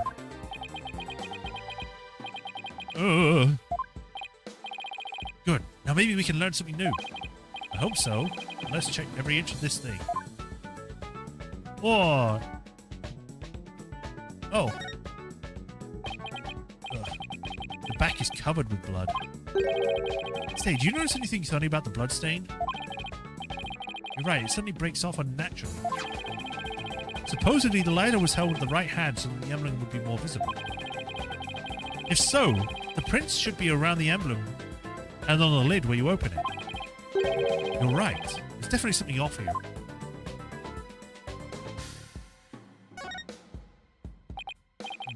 It's hard to tell if the prints are from right hand or left just by looking. I don't think looking at each print with the naked eye will tell us anything new. But this lighter definitely hides a secret. I agree. Let's check it out carefully. What I want to know is why we couldn't examine the lighter before now. Like, we were given it before. Why did we have to wait for him to, like, rub his holster? We're not examining his holster.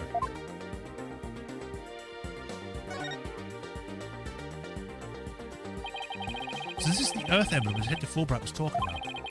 See anything noteworthy? Huh? Hey, look at this. The emblem's actually some kind of button.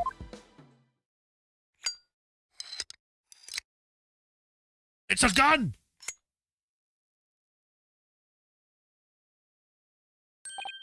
Wow, it transformed into something...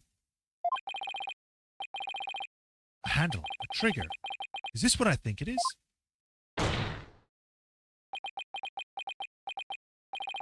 There's no question, it seems. What you have there is a gun. A what? You had an image. Did he keep the lighter in his holster? I was thinking he had it like in his holster just ready. Do you want a light? Permanent light? Bang! He didn't just die, he got burned. A gun, so that's it. Your Honor, please recall this morning's trial with Director Cosmos was on the stand.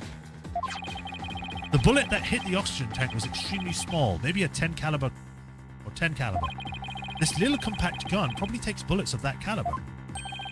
It looks like this is the gun that was fired at the scene. I'm flabbergasted. The lighter was a gun? So when Detective Fulbright would touch his holster, that's right, whenever he mentioned the Earth emblem, he must have subconsciously thought about the secret behind the lighter. In other words, he knew it was a gun from the very beginning.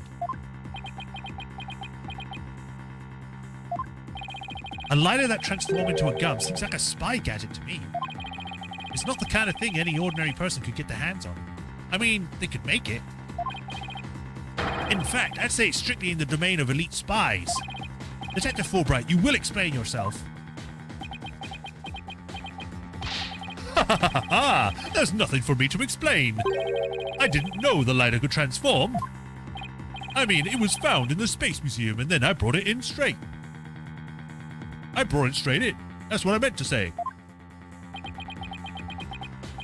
I didn't even have the time to check it out. Objection! Whenever you mentioned the Earth emblem, you touched your holster. You subconsciously did that because you knew it was a gun. Accuse me all you want, but then where is your proof? Do you have any evidence that I knew the gun was a lighter, or the other way around? Not exactly. And whose prints are on it? Miss Sykes' prints. It proves that she's the culprit who fired the gun. It would appear the detective is right. Are you guys really trying to prove your client innocent or what? Although it pains me to do this, now that we are here where we are, I have to make the following assertions coming from the prosecution's side. The person who fired the gun at Director Cosmos in the lounge after the incident, and the person Miss Blackwell saw holding the lighter, and the person who murdered Mr. Terran, and the person who bombed the Space Center, are all the defendant Athena Sykes. The prints on the lighter have decisive proof. No! Ha ha ha ha! Now do you see? A man on the side of justice couldn't possibly be the culprit. And I think this about sums up Miss Sykes' part in the whole affair. The evidence certainly does seem to point to the defendant's guilt. One piece of evidence. Do you have anything to say, Prosecutor Blackwell? Evidence is everything in court. Therefore, Fulbright's claims stand firm. But calm down, Apollo. He's just saying that because he has to sue as the prosecutor. Mr. Lawyer, our job is to pursue criminals in the name of justice. You shouldn't cast suspicion on people based on something as dubious as a habit. In fact, you have a bad habit of showing up in court with an awful case of bedhead. Objection! I don't know why, but that particular objection sounded very petulant. It's like, objection! My hair looks great! Says the man who can't wear who wears sunglasses at night. It's proof that if you want, it's proof you'll get. I'll prove that this ladder is not Miss Sykes, but yours.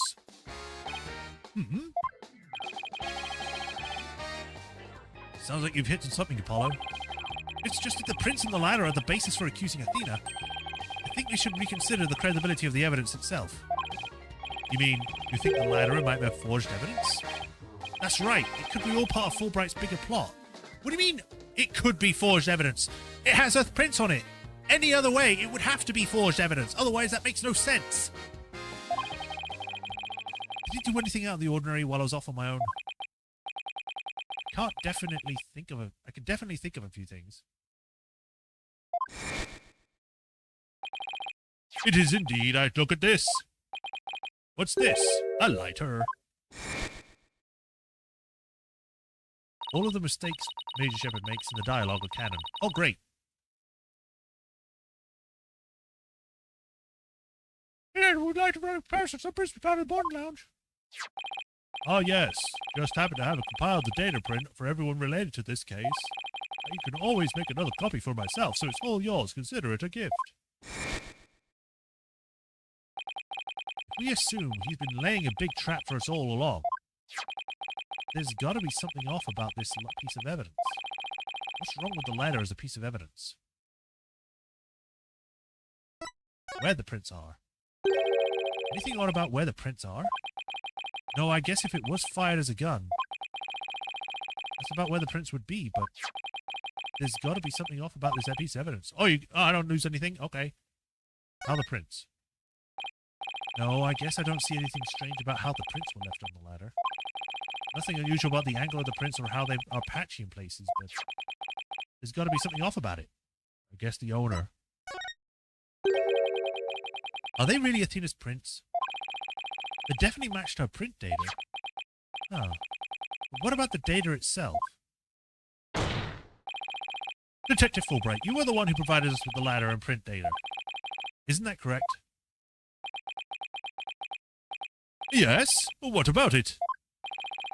You say Miss Sykes' prints matched the print data. But I have to wonder, was the data you used official? Mr. Wright, are you suggesting that the evidence may have been fabricated? No, Your Honor. I'm imagining it was made in a pantry. Yes! Go back to playing with your toys, man. We got this. Guess there's only one way to find out. Let's re-examine the prints. Using the official sanctioned print data of the people involved in this case. What? You dare insult the epitome of justice and integrity? There's no need for such antics. Silence!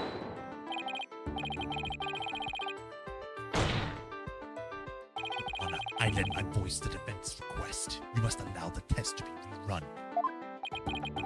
Funny how you remained silent during that. Yeah. Very well, bailiff. Bailiff, bring in the fingerprint people. It appears that the official data is here. And the results? It's just the defense's claims. This proves that the prints on the ladder do not belong to the defendant. Yeah. Yes. The fingerprints actually belong to the victim, Mr. Clay Terran. Really? If those were clay prints in the ladder. Ah, I see. Come to think of it. Wasn't it you who collected the victim's prints? I personally removed his glove during the investigation. He had to get his fingerprints to confirm his identity after all. when you took the defense's fingerprints. You could have easily planted these prints on the lighter with his blood, after which you wiped the blood off the hand. Yeah! By your own admission, you were also the one who compiled the phony print data. Also put the blame on Miss Sykes. Yeah!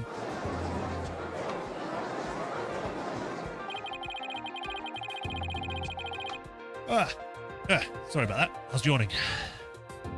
This ploy might have been to distract us from the Phantom who's behind everything. You were out to create the impression that the Phantom wasn't the true culprit. So does this mean Detective Fulbright really is the Phantom? Remember the killer's escape route.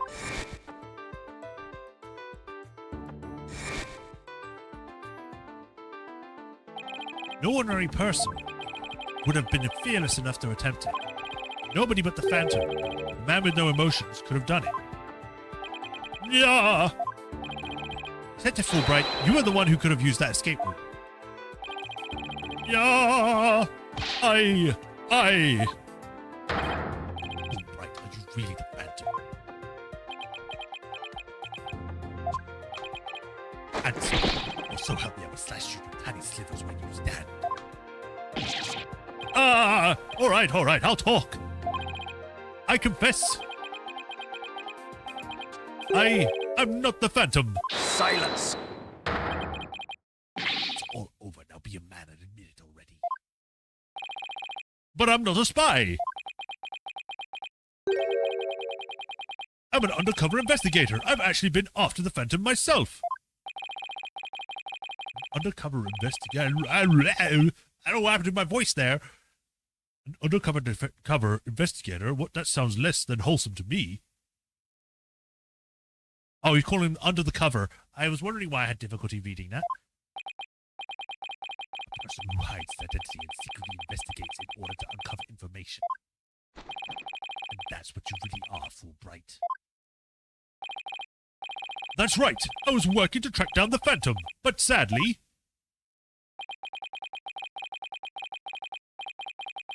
Even though I was supposed to catch the spy ended up catching me. He took my family hostage and forced me to cooperate with him. What? Objection! You don't have a family! You're telling us this now? But if what you say is true, then who was the mysterious person Miss Blackwell and Miss Starbuck, or Mr. Starbuck, saw? It was the Phantom, I tell you. All I did was help him by having the emergency ladder lowered for him. Objection! I don't believe you. Then how do you explain the fabricated ladder? That was also one of the Phantom's demands. Being the detective in charge of the case, it was easy for me to fabricate evidence. Pinning the crime on Athena Sykes was just another one of the Phantom's orders. Do you expect me to buy that? Oh, that was the Phantom's ultimate objective. I was told it was to sabotage the rocket launch. Someone who didn't want the launch to happen must have given him the order.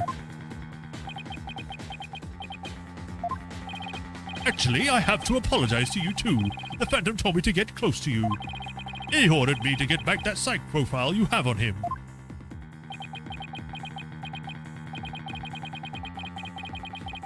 So he sent a buzzard of his own to tell me for the past year. I haven't been a champion of justice. I've just been a pawn of evil. A pawn of the Phantom who stole the moon rock and killed Dr. Sykes 7 years ago. Now, just tell us the Phantom's true identity. I don't know. He was very careful to hide it. He has stopped secret information for all the kinds of operations and corporations. So there's a number of organizations that want him dead. If people believed I was the Phantom, I could be killed on the spot. Why, I bet even now. There are assassins lurking nearby. This case is about the Phantom after all. With the ceiling blown off, I suppose you are vulnerable to a sniper shot in this courtroom. I had the thought earlier about someone being shot in the middle of being interrogated. They should have done that. And they're going to do it for this?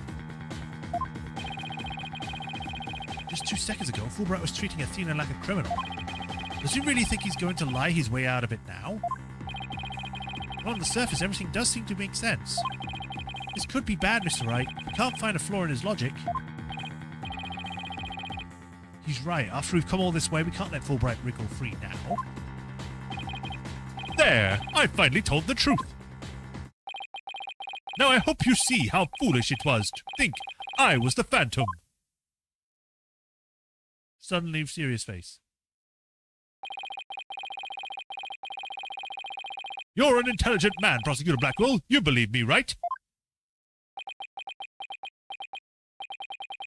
I believe you. I don't think you are the Phantom. What? How can you say that, Prosecutor Blackwell? It's so obvious he's the Phantom. Silence! Sherry the killer shoots him. They all shoot everyone. There are just so many assassins. They just shoot. Everyone shoots everyone.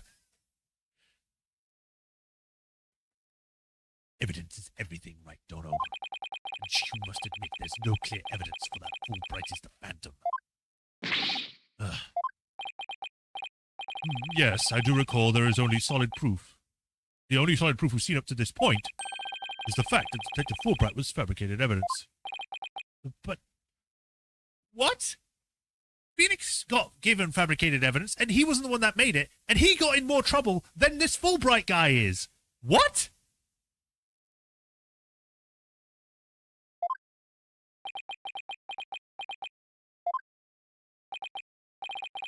I've known Fulbright here for a year now.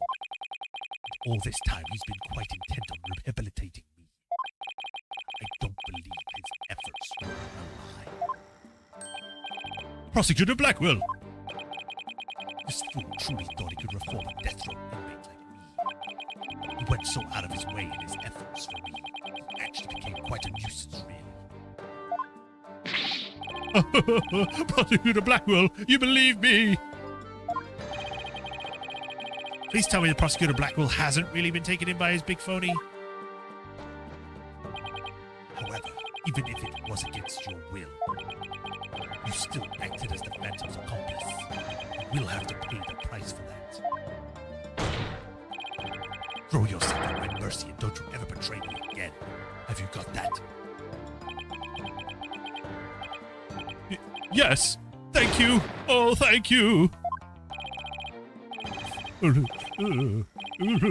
Such a bond of this true, rare, beautiful thing.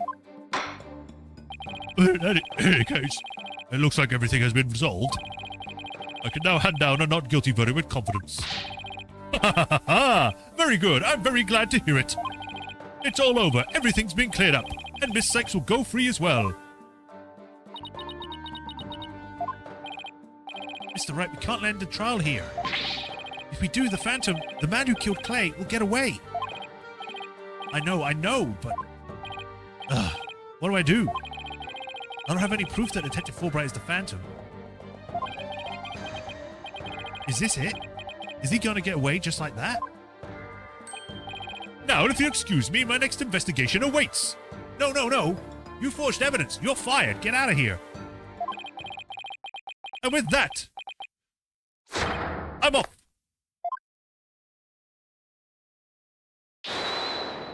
Hold it.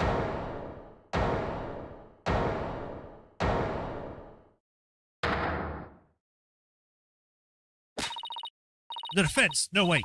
Not the defense. The defendant feels like it's not time for a verdict yet, and I would like to see the trial continue. What? But I was just about to declare you innocent of all charges. It just doesn't feel right to be standing here. Hey, Apollo, think you'd scooch over? It's like just pushes him. Athena, what are you doing? Hope we don't get held in contempt of court. I have some questions for you, Detective Fulbright. Are you relieved that you are no longer under suspicion of being the Phantom? Are you grateful to Prosecutor Blackwell for what he's done for you? Of course I am. I am truly grateful from the bottom of my heart. Athena, where are you going with these questions? I have yet to hear a single emotion behind any of Detective Fulbright's words, boss. The suspicions against him has been cleared up, but he's not feeling happy at all. What? Does that mean we may not have any evidence? But the heart doesn't lie, and that is proof in court. That's it. With your special ability, we might just be able to stop him. Imagine this. Imagine it's like, I have a feeling he's the bad guy. Well, that's all we need to know. You're going to prison. Come on. Your Honor, the detective has been deeply traumatized by our accusations. Yes, well, even before all this, I thought he was a rather odd fellow. If he doesn't get counseling right away, who knows what happened to him? He might become a murderer. Prosecutor Blackwell, can you believe the nonsense the defense is spouting? I think you better have that counseling. Not you too! You've been making batty remarks ever since you were accused of being a phantom. Such as your undercover investigator and your family have been taken hostage. I fear you might have finally lost it. But I thought you believed me! Silence! Oh, how you amuse me so. What's going on here? That was an excellent bit of psychological manipulation just now, Simon. Yeah! You're gaslighting him! I knew you would catch on. Yeah. Huh? Am I filling in here? Guess we left you out in the dust, huh, Mr. Wright? Simon was only pretending to believe Detective Fulbright, because he knew I'd notice if there was a lack of emotions like joy or relief in his response. So he gave me the chance to take a listen. And listen I did to the voice of Detective Fulbright's heart. What? You two were working together just now? Apollo disappeared. Who? Who's Apollo? Come now, Athena, show us what's inside Fulbright's heart. You got it. Time to check the instant replay. Widget, mon ami. Let's do this.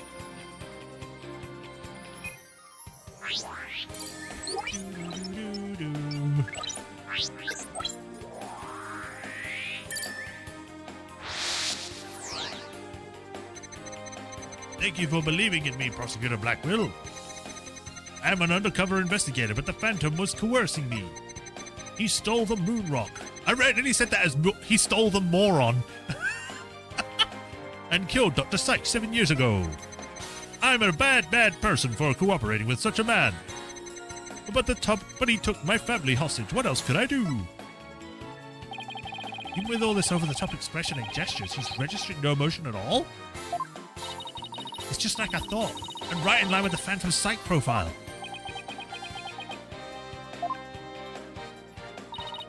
Detective Fulbright, this lack of emotion proves you're the Phantom. Hey, what's going on? I don't know. Maybe he's doing something suspicious with his watch and glasses that you can quite easily tell. Wait, hold it. What do you think you're doing, Detective? Me? I'm not doing anything. I was trying to hack into the Mood Matrix program. I can't do anything with it like this. Yeah. That's a device you have there, but I'll tolerate no cheating, thank you. Sorry about that. As an undercover agent, I tend to use my secret arsenal without even thinking. More like a spy. Thanks, Prosecutor Blackwell. There, now that you can't hack me anymore, I dare you to try to hack your emotions from us. Lack of emotions? What are you talking about? Of course I have feelings. As a matter of fact, you've wounded me very deeply with that accusation. What's going on? All of a sudden, I'm getting an overwhelming happy reading. Huh? But he's literally crying us a river over there. Oops, my mistake. How about this? Ah! Yikes, now he's angry all of a sudden. What's he trying to pull? Like as not, I am doing the wrong voice. Like as not, it would appear our friend is not completely without emotion. just as it says in Dr. Sack's profile of the Phantom. The subject has a unique psychological makeup with almost no emotion fluctuation. He can use emotion to his own advantage, but that's about it. Oh, I get it. So he has some emotions, right? Precisely. Which leads me to wonder why you can't sense any emotions from him at all. I believe it's most likely because he's controlling his emotions. Very good, Prosecutor Blackwell. You are correct. It is my results of my daily training. A very important skill for us undercover investigators, you know. More like for us spies. Seriously. But I wonder why he suddenly showed several strong emotions. Wait a minute. I think I know. I sense there's a feeling you're trying to hide with your exaggeration emotions, Detective. Ha ha ha! A feeling I'm trying to hide? That's a good one. You're the ones who have been saying I'm the Phantom because I don't have any emotions. I was just trying to show you the range of my deep emotions I truly possess. And you have no objections to me analyzing you, right? No, analyze away. But I will state it again. I am not the Phantom. And be forever warned, or be forewarned, that your analysis will have no effect. Because you're about to see what an undercover agent can really do.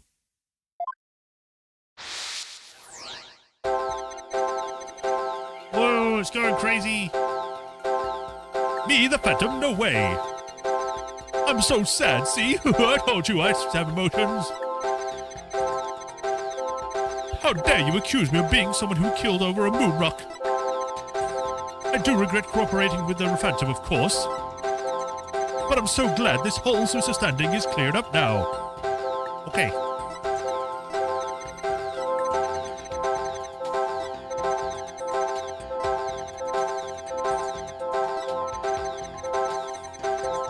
Here, sadness is staying, no matter what. Got it! I found it. I found the one emotion you're truly feeling. What? Hidden in the middle of the chaotic storm, I saw one emotion that never disappeared.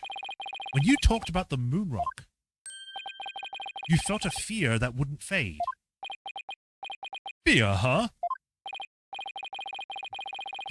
A fear that a man with hardly any emotion feels, huh? And it was a response to that moon rock. Then, Fulbright, I presume you feel fear concerning the moon rock because...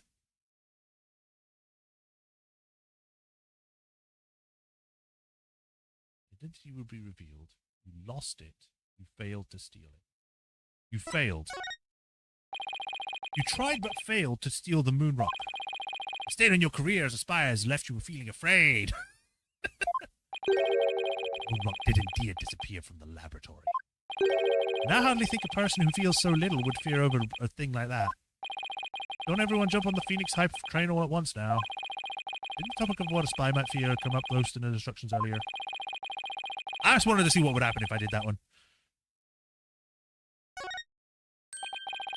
Of course. That's it. Enough, Fulbright. Just tell us the Phantom's true identity. I don't know. It's been very, very careful to hide it. He has topic information about all the kinds of operations across countries. So there's a number of organizations that want him dead. If people believed I was a Phantom, I would be killed on the spot. Why, I bet even now.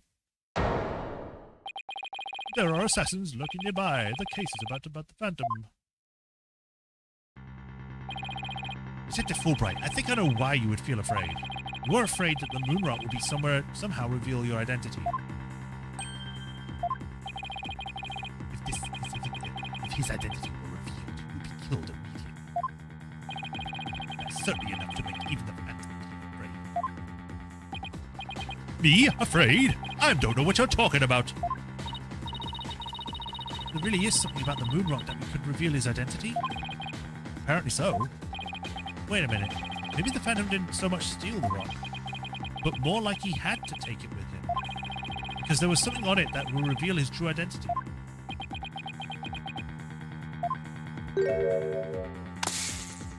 Oh, hi. Where do you think you're going? I mean, he could have just escaped then, and for some reason he just came back down. I'm not going anywhere. Is it just me, or is he going to use that weird watch thing to try to get away? How many more of those toys does he have? Where can I get some? Detective Fulbright, you will answer honestly to this court right now. Why do you feel fear in connection with the moon rock?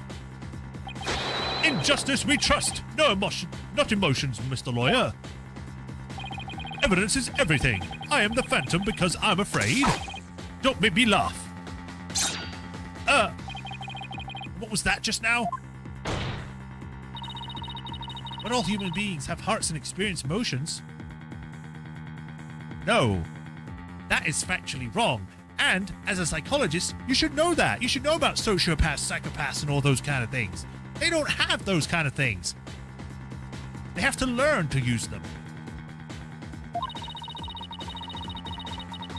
I mean, I might be wrong on that, but sometimes analyzing a case from a psychological perspective is the best way to find the truth.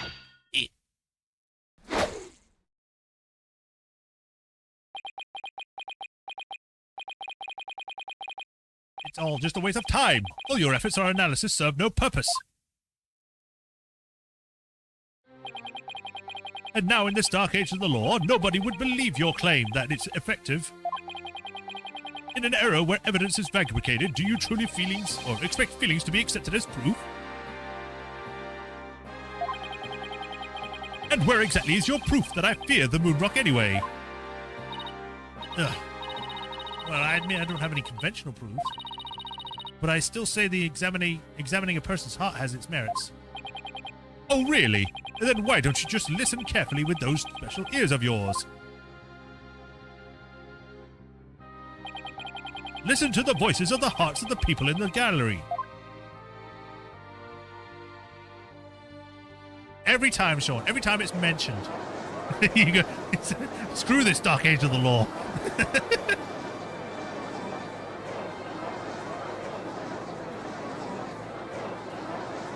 There's some real concerning shit about Majorshepard.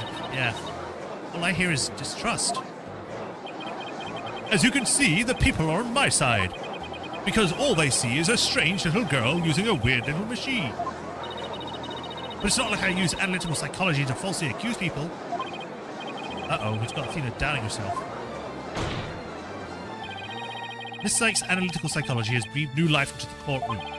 It has freed the hearts of many witnesses and has been key in getting to the truth. Ha ha ha! What nonsense! Your defense's claim is a false one. I don't feel any kind of fear when it comes to the moon rock. I see. Very well, I will give the opinion of this court. In a trial, I don't feel that a person's emotions are quite as compelling as actual evidence is. But, Your Honor...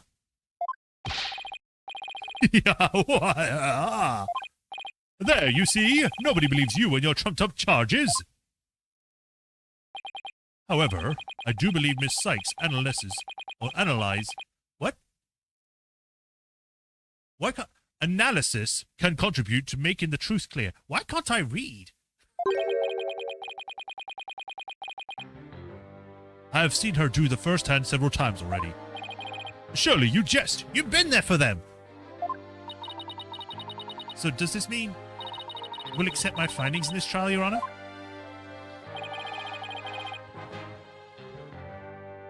Yes, I believe your claim, Miss Sykes. I think there is merit in examining why the witness feels fear in regard to the moon rock. And that is the court's opinion on this matter. Then that's a win for me. No, a win for analytical psychology. Now, Mr. Phantom, you tell the court the reason for your fear. Analytical psychology? My fears? Fine. I'll show you precisely why those extract things can't be considered evidence.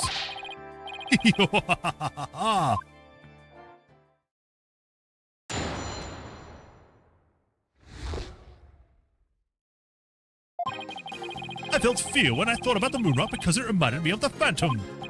Yes, I'm very afraid of him because he took my family hostage. What a reason would the Phantom have to be afraid of moon rock? None at all. So the very fact that I'm afraid of the moon rock means I'm not him. In fact, I'm on the side of justice.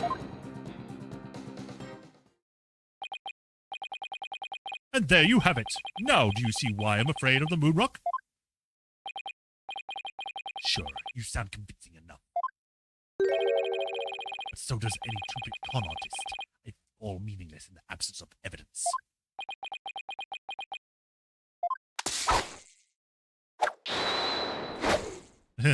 Spy versus ninja or samurai. Huh.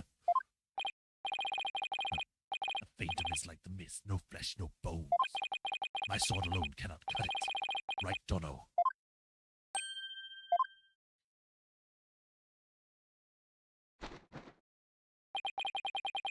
It's your deductive reasoning and the body of evidence before us. Let us send this miserable phantom fellow to the other world together. You and I, Prosecutor Blackwell.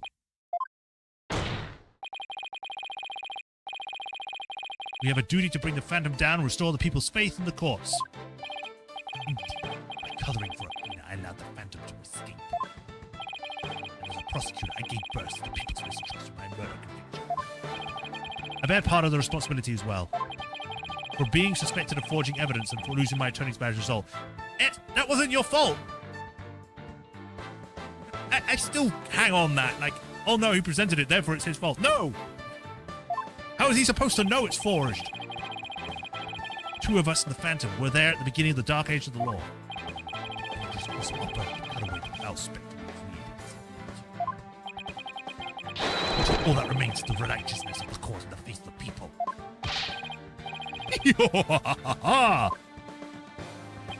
Trust? Understanding? Fragile ideals of the masses who are controlled by emotion. Humans can truly trust each other, which is exactly why the illusion of trust is so enticing. Objection! Yeah. Forged evidence. Who cares about what Apollo presents? I'm only caring about Phoenix here. Once two people overcome their misgivings, that's where real trust is found. You're free to believe what you want, but trust like that is stronger than you and your lies always. What was with the fade to black? My fear of the moon rock. Hold it! I reminded you of the Phantom. Don't make me laugh. Are you the Phantom? You are the Phantom. Evidence is everything in the court of law. Or did you forget? I was forced to testify over a silly thing like feelings. But those tactics won't work from here on out. You need real evidence. Ugh. I hate to admit it, but he's right.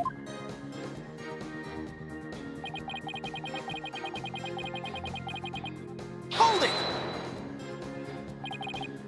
Your family? Like, who in your family specifically? Oh, I don't know. Like, maybe my lover, for example. For example? Maybe. We need more a concrete answer than that. Ha ha ha! Maybe my mother, my son, or my daughter. Maybe it was all of them. I'm so sad and worried. I miss them so much. Ha ha ha ha! Look, dude, if you're not even going to make up an actual story about it, you're not doing a good job. As a spy, he's obviously lying.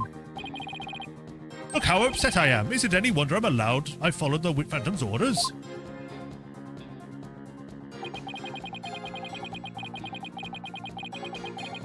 Hold it! Can't think of any single reason the Phantom might be afraid of the rock. I thought the Phantom wasn't even supposed to have feelings.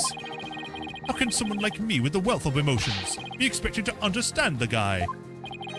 The Phantom, a person with very few emotions, would only be afraid of something really big, like his cover getting blown big. I'm willing to bet that the moon rock has something to do with his identity, but what? He's an alien! Maybe the Phantom's fingerprints are on the rock? The fingerprints can be wiped off. Then maybe he wanted the rock so bad he literally jawed on it and left his DNA? We're dealing with a spy here, Athena, not a slob. I was gonna say, not you. True, but maybe the DNA part isn't too far off. Huh? Something unexpected happened to him during the incident 7 years ago.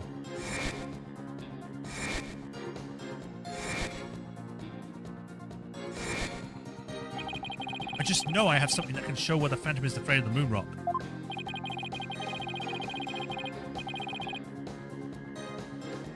I'll just continue with my testimony while you're pondering, then, if you don't mind.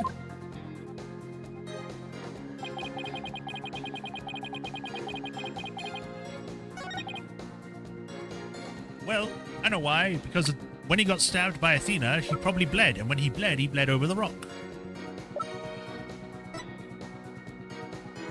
But I don't think I can present that, right?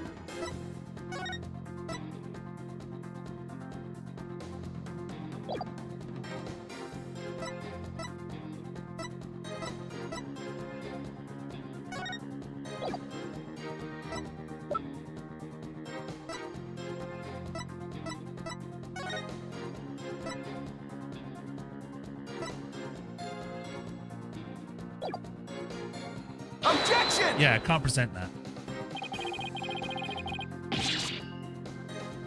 Statement sounds inconsistent with... Don't be absurd. I must have gotten it wrong.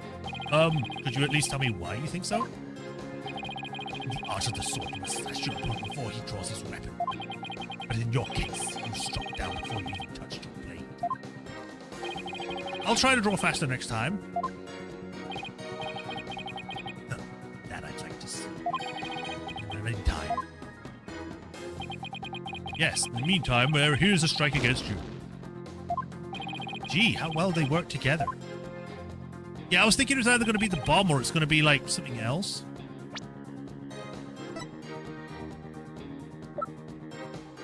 Objection! Yeah, it's not the bomb. Don't you find this statement to be a bit odd? You have splat the question wrong. Your head is odd. Now shut up and get more evidence.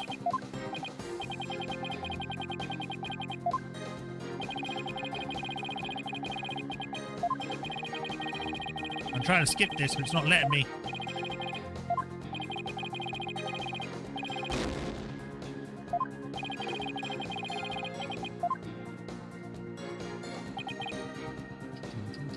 Ooh, consult. That's it. I figured it out. What is it, Apollo? I figured out the contradiction in that testimony. That's it? Can I? Sure, go ahead. Because I've got nothing. I think that that's off. What do you think? Yes, I think so too. I have no idea, actually. No, I do. I just want to see what you want to say. Thanks, Apollo. I'll put your intuition to the test right now. Objection! Yep. Nothing on the blood capsule. I bet anything, it's probably going to be the knife, isn't it? I have to present the knife.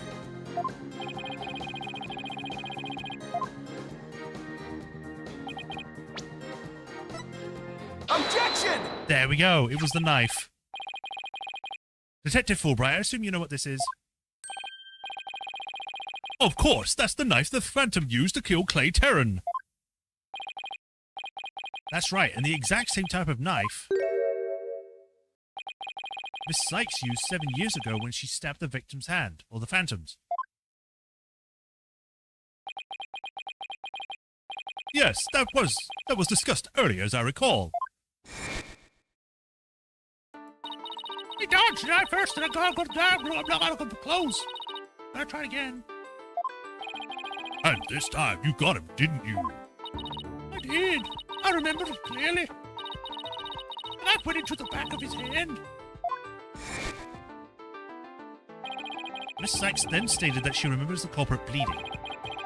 It's my theory that the culprit's blood got into the moon rock, and that he was afraid that if the blood was analysed, his true identity would be revealed. That explains why the Phantom had to remove the moon rock from the crime scene. You mean if we ran the analysis now, we could know who the Phantom is? Ha ha ha ha! Yes, I suppose so. But unfortunately, the moon rock in question is missing. That may be so, but I'm certain I can explain what happened to it in great detail. You can? Of course. Not. You don't actually expect us to believe that, do you? Because you don't fool me. What this court really needs is a bully-free zone.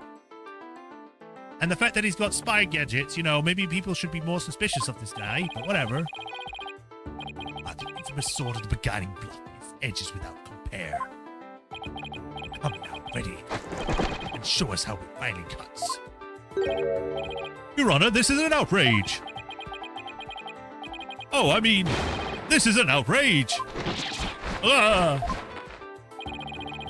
Go on, Frank, Dodo. Let's start with something that's been bothering me for a while.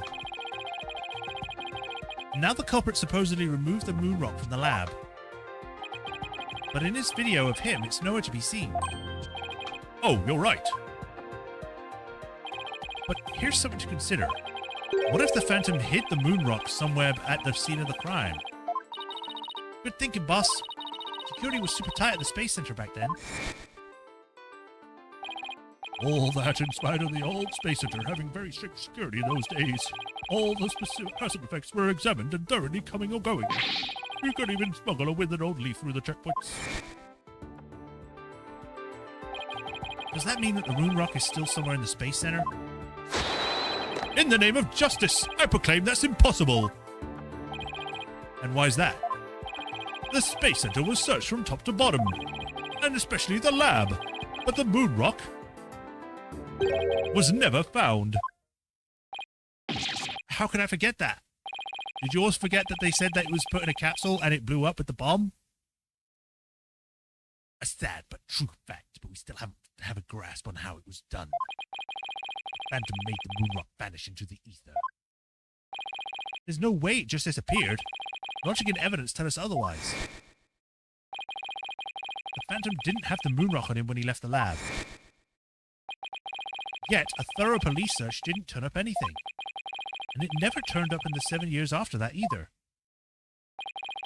The Phantom made the rock disappear without physically removing it himself.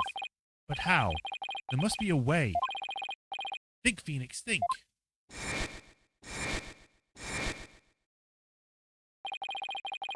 How did the moon rock vanish from the robotics lab? So, can you or can you not show what happened to the moon rock, Mr. Wright? Yes, I can, Your Honor. What?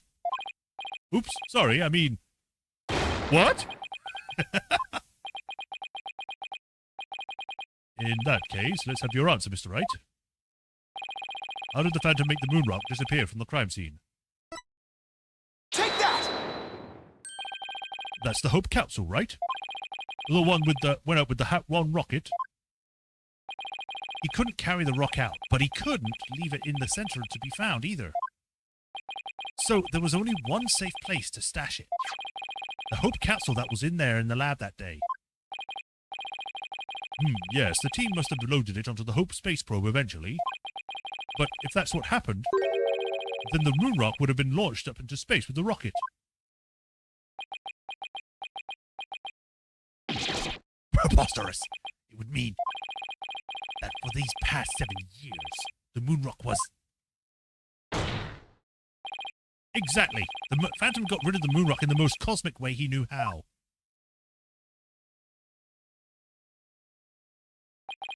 It was out there in the depths of space. Aboard the Hope space probe. What? I can't do multiple voices. Order in the court. I understand now. The Phantom's original scheme was to sabotage the Hat 1 anyway. The villain. He used his primary objective to conveniently kill two birds with one stone.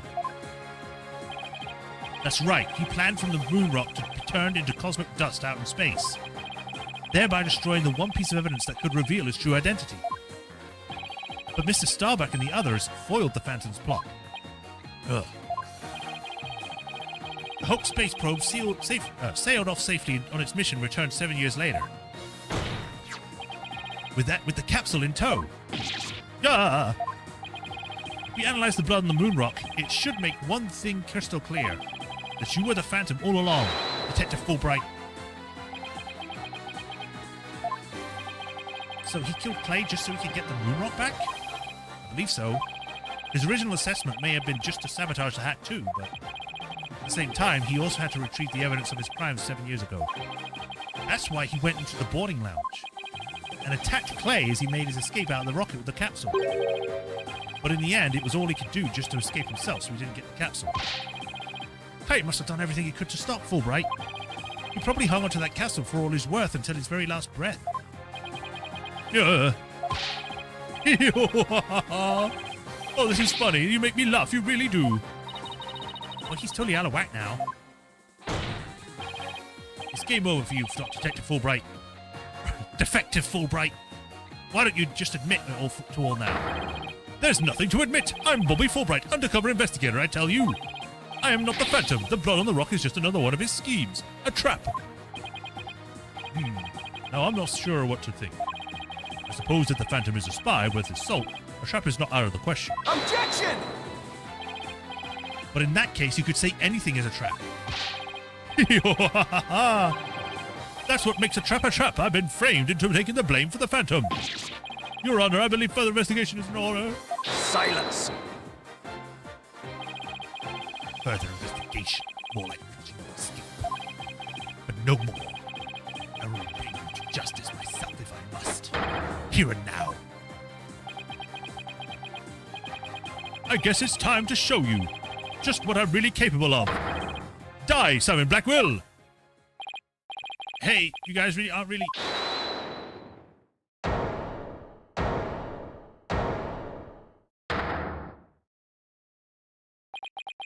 Hi, Edgeworth. It looks like I made it just in time. Edgeworth! I have good news for you, Mr. Wright. I've uncovered some very crucial facts. Did you find something out about the Phantom's true identity? You might say that. Oh, I've started by looking into the first person on the scene 7 years ago. All three, an employee of the two officers, were registered in the robotics recognition system. But none of them looked the least bit like Detective Fulbright. That's not good. But there's more. I've yet to share my most important finding. Mr. Wright, Prosecutor Blackwell, you'd best brace yourselves. I am the real killer. It was Edgeworth all along. Uh-oh.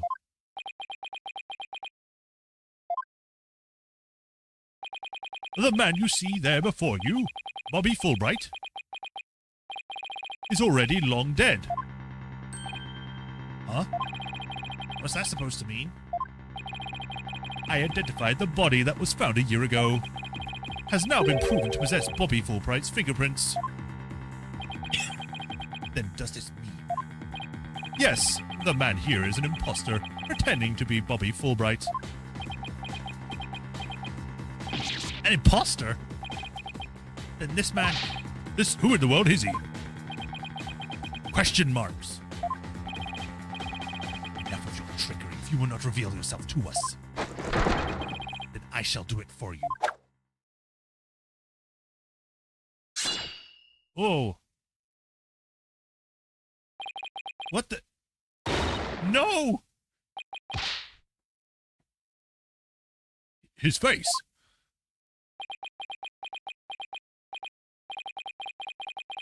I don't have to speak at Fulbright anymore. I'm gonna miss Fulbright. Oh, look what you've did to my mask. Mask? What is the meaning of this, witness? Okay, you got me. I guess I have to show you who I really am now.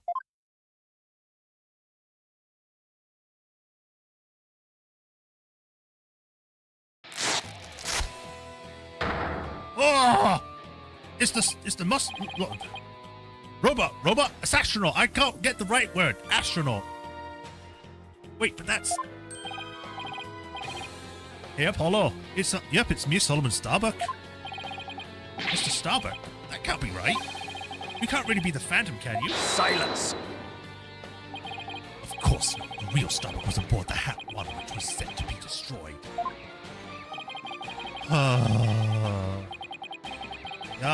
This is just another mask. I mean, didn't I tell you? I'm an undercover investigator. I can change my identities at will. I can be anyone I want. Objection! Not so fast. I have the Phantom psych profile right here. If we compile a psych profile on you and compare the results, you'll prove that you're the Phantom.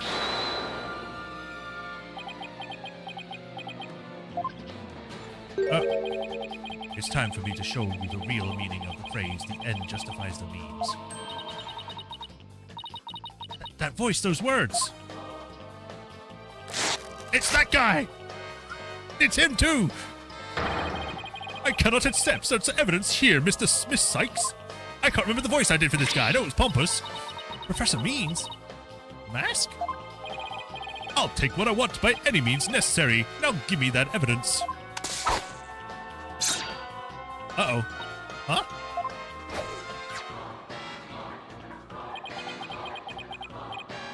Huh. Time for me to take out the trash. Permanently. How could you?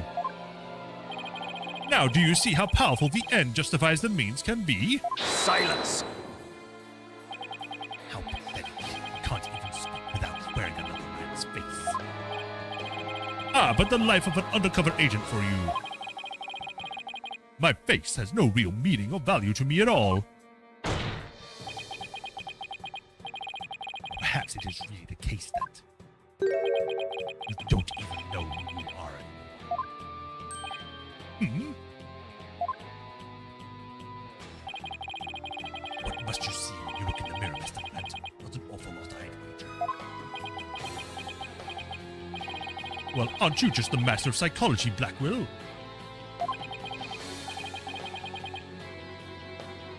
That's right, I don't know who I am. I'm always living as someone else for my assignments. I don't remember anything what my face looks like. I can't remember the voice for this guy, so I'm just going all over the place, and it kind of makes sense to this guy at the moment. Or even what my personality was like.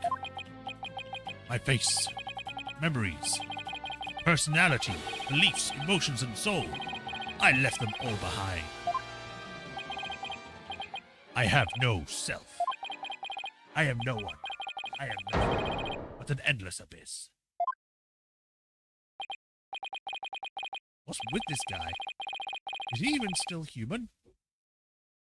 No, he's a monster. Now he can fly, be fire. And now we resume our lesson, Miss Professor Wright.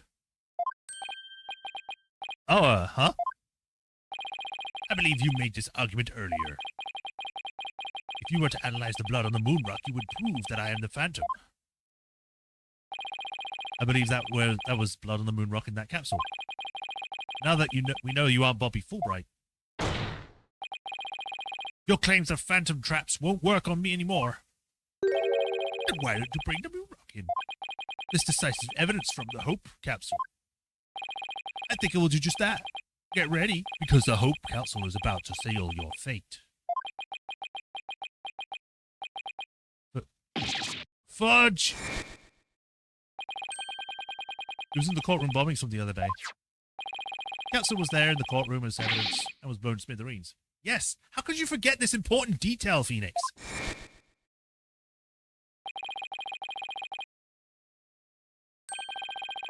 It looks like you finally caught on. Full marks with the defense for poor effort. But what a shame your hope was lost in that courtroom explosion.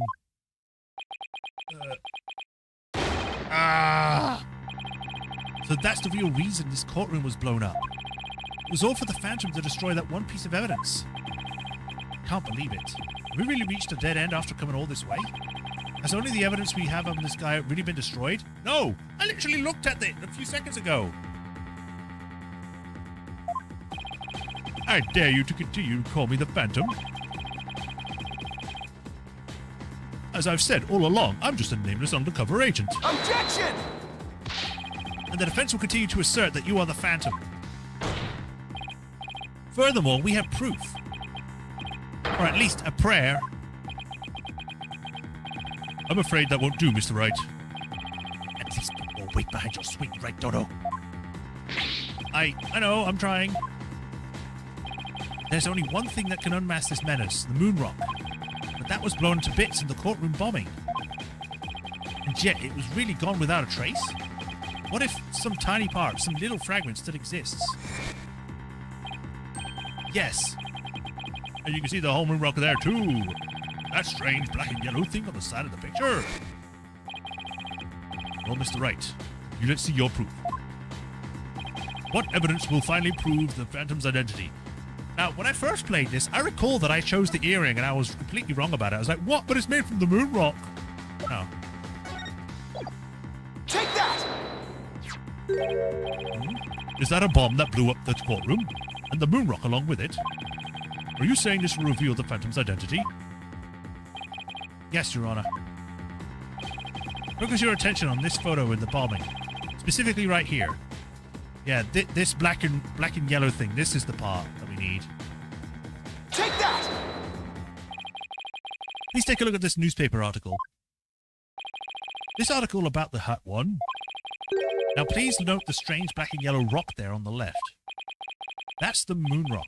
And when we look at this photo of the bomb fragments, see how there's a rock-like object with the same coloration? Oh my! Yes, I see it. It would seem that the moon rock was much more durable than the Phantom thought. If we take a look at the fragments there the police found, we'll likely find one with blood on. And the DNA testing on that blood will prove that the witness is indeed the Phantom. Unbelievable! That's impossible. A surprise to be sure, but a welcome one. That's one bloody tough rock. That's what he said, but I want to do the one that's from Star Wars. Let us have the fragments tested straight away. Oh, and you'll be having a DNA too. Right. Bailiff, contact the police department immediately and order the testing.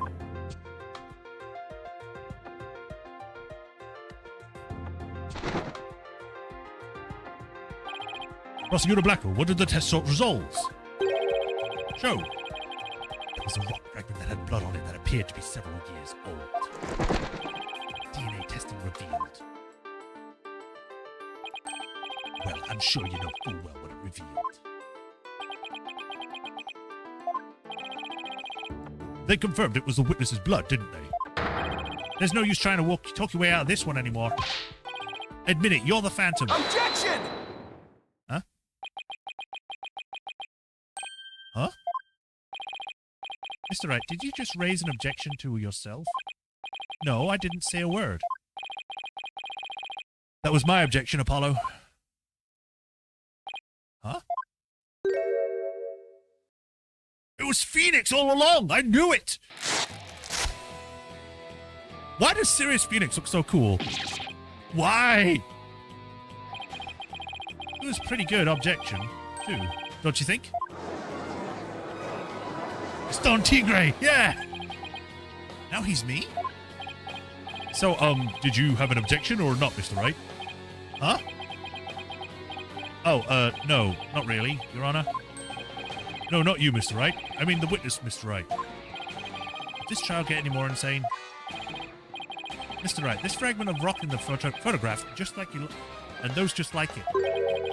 How can you be sure they aren't pieces of the same room rock that was in the robotics lab? They have your blood on it. What else could it be? Care to explain what you mean? Well, there may have been a room rock or two in the courtroom and that they had my blood on it. Zine E-Hop, yeah. But how do you know they were not just rocks? You can't prove that they're the moon rock, right? Objection! Don't be absurd. I'm talking to myself here. Just compare the fragment with the rock in the newspaper article. Anybody can see they're the same. They have the exact same coloration. Objection! But maybe some other rock with the same coloration happened to be in the courtroom. It's highly unlikely a rock with such a unique appearance just happened to be there. But you can't deny it a possibility. Objection! But your blood was found on one of the fingerprints, or fragments. Apollo, there's nothing suspicious about my blood being on a piece of rock. And why not?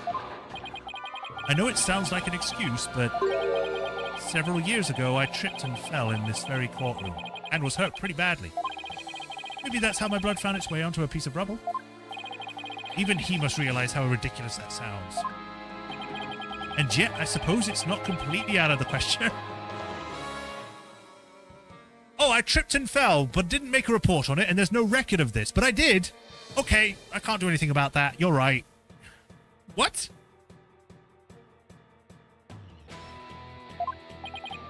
I see you're starting to sweat, Mr. Wright. I thought that the worst of times are when lawyers are to force their biggest smiles.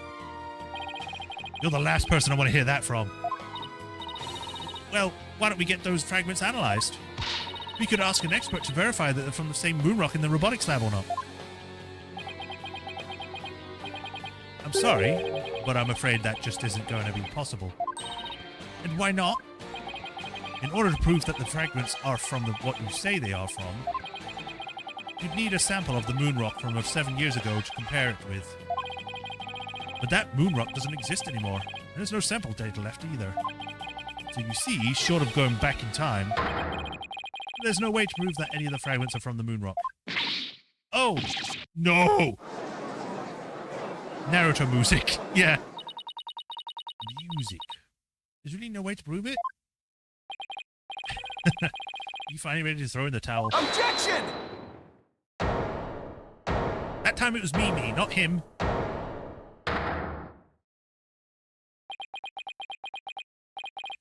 So the moon rock doesn't exist anymore? Huh? That's right.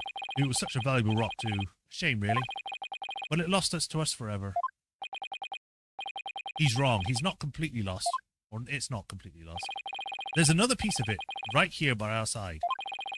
A shining fragment of hope that can turn everything around. The final piece of evidence to put this phantom away for good. The defense has a piece of evidence that completely contradicts your claim. You have what now? A final fragment of hope that was passed down with great love and care. We do? We do, even if the person holding it hasn't realized it yet. Is this true, Mr. Wright? Pay no attention to him, Your Honor. He's just bluffing as usual. I wonder if you'll be able to force your biggest smile when you see what I've got. Try me. The piece of evidence that shows the original moon rock isn't completely lost is this. It's the moon! Just about the only thing my mother left me was a widget. And this bottle opener. Maybe she did love me, in her own way. The badge. Oh, imagine if the badge was actually made from the room rock. That would be cool. We just find that out. We're just like, wait a minute, what? Athena, you may not know it. Your mother left you with a very important piece of evidence. She did? You're bluffing. You don't have anything of the kind. How about, oh, but we do. Evidence that we finally corner you. Because we have a moon rock of our own. Yeah. Oh! You mean... Exactly. A gift Dr. Sykes left her daughter. An item has been cherished and worn all these years. As distant as Dr. Sykes may have seemed to her daughter, that fragment of her love...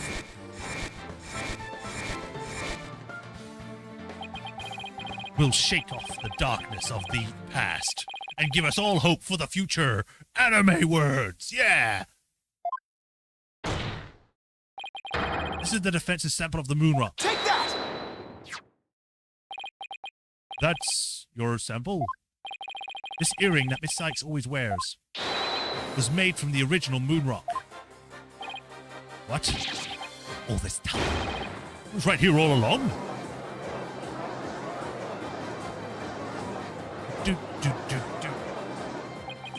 No. Can't be. If the composition of the bomb fragments of the earrings and the earrings are found to be a match, then it will prove beyond the shadow of a doubt the original origin of the fragment of this photo. And since the test results showed that the blood on the fragments was yours, this means that the identity you tried so hard to hide will finally be revealed. The identity I tried to hide? I don't have an identity to hide. I may not have Athena's ears, but now, even I can hear the fear in your voice. But fear? I don't feel fear. I left all of my emotions behind years ago. Objection! Every human being feels fear. You simply can't face the emotions inside you. You can't face it because you have nothing. No love, no trust. And I suppose you do. I didn't have anybody to support me at first, either. I couldn't even face the fear inside me. Couldn't get the trauma that passed my life. Like I said, I don't feel fear. Objection! Then you're just a coward of running away from yourself. When I had my doubts about Miss Sykes, I felt like I would collapse under the weight. But I wanted to trust her. And I knew I could trust Mr. Wright to uncover the truth. That's why I was able to face my suspicion without hesitation. Running away from myself. How can I run from myself when there's nothing inside? Nothing at all. Objection! I know it's hard for someone as willing to trust others as you to understand. But people have emotions. It's just a fact of life. And so, people can be weak at times. But that's exactly why people need to trust one another. So they can gain the strength to face themselves. I'm sorry. I don't know why I'm laughing. I think it's just because it's so corny. It's just, when things are at the bleakest. Without trust in others, how can you ever hope to face your fears? Because without being trustful, you can't face fears, apparently. The fear inside of me is this. No. That's all right for you. It's true.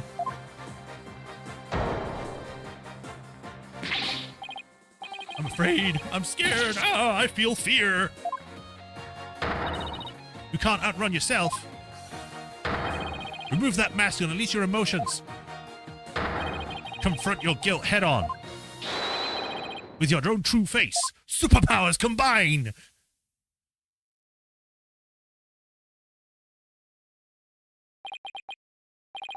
My own true face. No, please don't. I don't know. I know you're here. Where are you? See? I haven't revealed anything yet. Honest.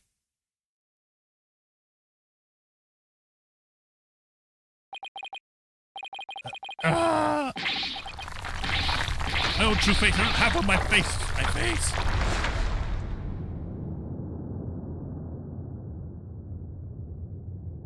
Maybe you want to get out of here if the scene is collapsing like this. Oh god, that's a... Is this my face? Is it? No, that's not it. No. No. This isn't me either. Is this me? Which one is my face? What am I?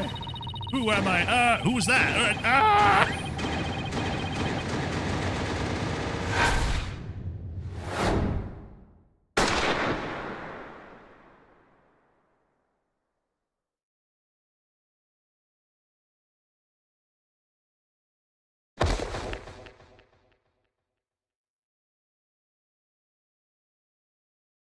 He doesn't have a face at all. It's just darkness. The eye mask stuff. Yeah. I missed the bad ending. Oh, well.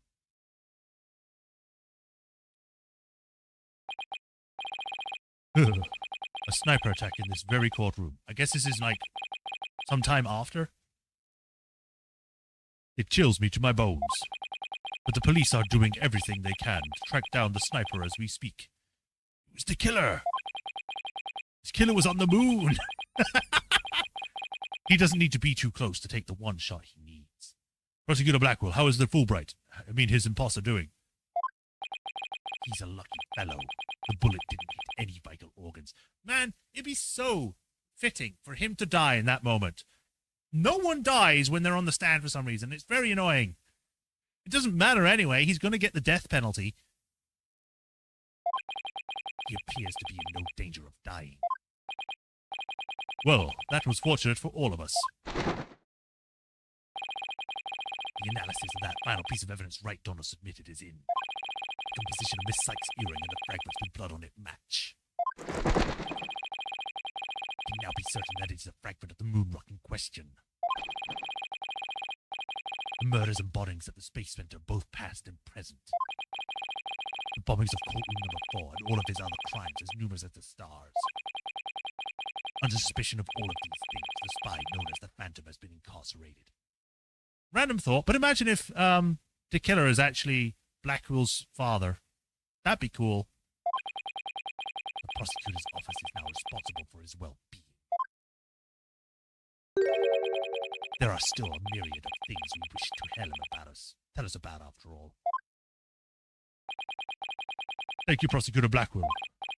Well, it's time to finally bring the trial to an end. But before I do, will the defendant please return to her proper place? Yes, Your Honor.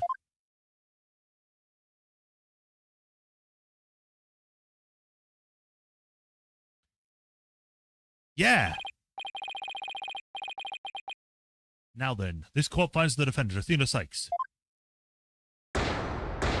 They were personally made for this game. Yay! She has legs.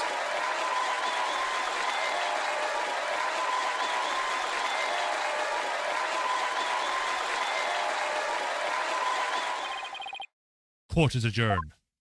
Finally. It felt like it went on for ages.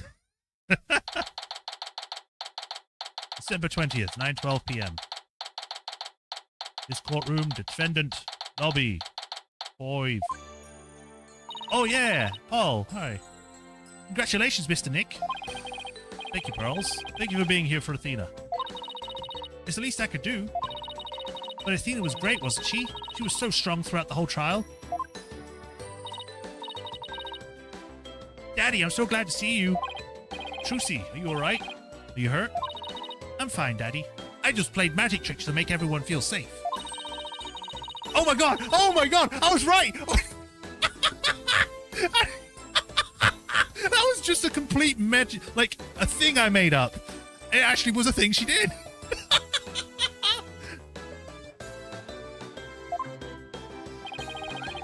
That's how Trucy for you. I'm really glad to see you're safe. Oh god, I am Phoenix, I am Trucy too. Oh no. Right, I fear I owe you yet another debt of gratitude. Edgeworth. We never would have caught him if it weren't for all of you. Ah, come on, Edgeworth. What are you talking about? You're the ones who have been tracking the Phantom all this time. Plus, you were the one who gave Blackwell permission to serve as prosecutor, right?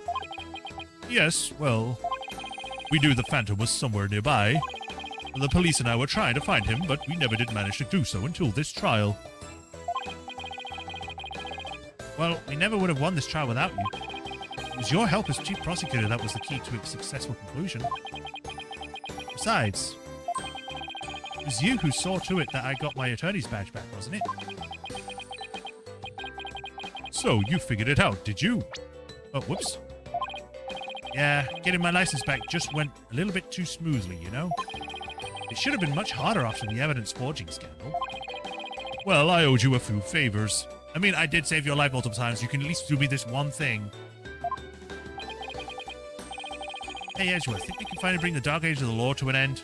Can we get over this boring arc? Are we truly past this, Edgeworth? Even the darkest night turns to dawn eventually. Our sun will rise again. Besides, now that the prosecutor Blackwell has been cleared of all charges, a great deal of mistrust towards the court system should have been swept away. You know, you could have said that with a bigger smile, Edgeworth. It won't kill you. Instead, the furrows in that brows of yours just keep getting deeper and deeper. So I should smile more, huh? I'll think about it. Ah, the complicated love-hate relationship between lifelong rivals. I don't know who this is. Athena. Oh. I am forever in your debt. You went to all that trouble, even taking the bar exam while you were overseas. Well, I knew that if I didn't get your sentence overturned fast, you'd be executed. So I studied and studied. I was frantic. I'm so glad I made it in time.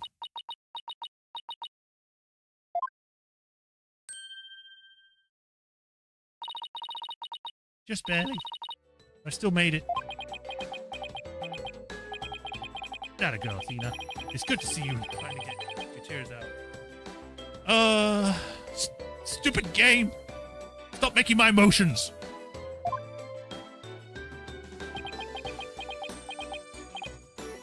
Yes, I survived by the skin of my teeth thanks to you. Okay, now back to normal. Shame on you, Simon, for trying to throw your life away like that. It was never my intention to just throw my life away. Some things in this world are more important than your own life. Like what? My honor-bound duty to protect you with my life. My mentor's most beloved treasure. Huh? That's some loyalty. This guy really is a samurai through and through. Well, looks like we can breathe easy now. Apollo, Athena, thank you both. Just to be on the safe side, I have to present something. Here we go. I haven't actually saved this entire stream. Wow, okay. It took all of us together to pull it off. You bet, boss. What a team we are, huh? It was definitely the most amazing turnabout I've seen. I'm a lucky guy. My office has the best, most capable lawyers around. It's time I retire. But you've only been a lawyer for a few months. Yep, but it's time I retire. Thanks, Mr. Wright. I've got to work extra hard to make up for all the worry I caused. Apollo Justice is fine and ready to go. Let's hear it for the Wright Anything Agency. Well, nobody's going to try harder than me, so you better watch out, Apollo. Simon is free thanks to Mr. Wright. But there are so many more people out there who need our help. Right. I'll be needing you both to help them. We still have a long way to go. Get ready, you two. We won a major victory, but the war is far from over. There are still people out there suffering under false charges who need defending, and we're going to help them all. We've got a lot of work ahead of us. If we ever hope to fully bring the dark age of the law to a close... Oh my god, it's not over? Hey, I know one thing we have to do. We have to celebrate with a bowl of piping hot noodles. Huh? Nothing like a bowl of Erdoon's noodles after a trial, all on Mr. Wright's tab. That's how it works with Mr. Wright, or at the Wright Anything Agency, right, Mr. Wright? Huh? We're bringing this back, are we? Because we got Phoenix Wright, we got his hearts back. Huh. As a boss, it's your duty to express gratitude to your people for their great work. In that case, allow me to join you in the festivities. I don't know what happened to my voice. I would greatly welcome a bowl of noodles. Huh? I have an idea, Daddy. Why don't you just invite everybody involved with the case? The more the merrier, right? Oh, Mr. Nick, look how far you've come. We knew you'd grow to be such a generous gentleman. Or who knew?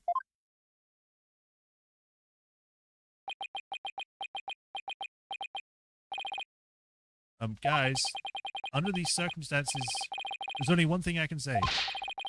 Only if I get to join in. Hey, no fair, I want to say it too. Okay, here we go.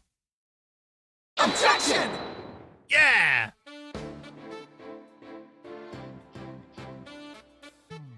Hey, they brought back the old song. Trying to think of something I could do for Polly now that he's back. So I decided to go around and get a bunch of jobs for him to do. Right, ended bankrupt and went back to being a hobo. Find a lost cat, install an air conditioning unit, something about the rest of it. You think I should have found him a new thing? That's okay, this is the Right Anything Agency after all. Wow, give him a break. You know, even with everything, I still think this game's great. I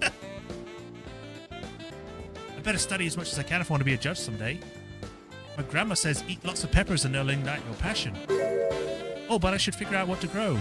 Green peppers or yellow? Or maybe I should go with hot as the sun, red peppers instead. Yeah. You won't be in the next game. Go away. Again, like it was said before, this game has ups and downs. Like, when it gets up, it goes up. When it goes down, it goes down. The dark age of the law, as you say. Tis how naive. Don't you think it's sometimes necessary to get a guilty verdict by any means possible? What? They're putting me under investigation? The chief prosecutor wants to see me?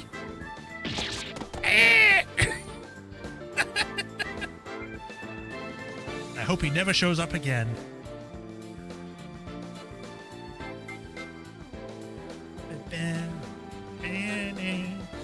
Oh, hey, it's you two. I have been tasked to debut the great Mr. Tenmataro.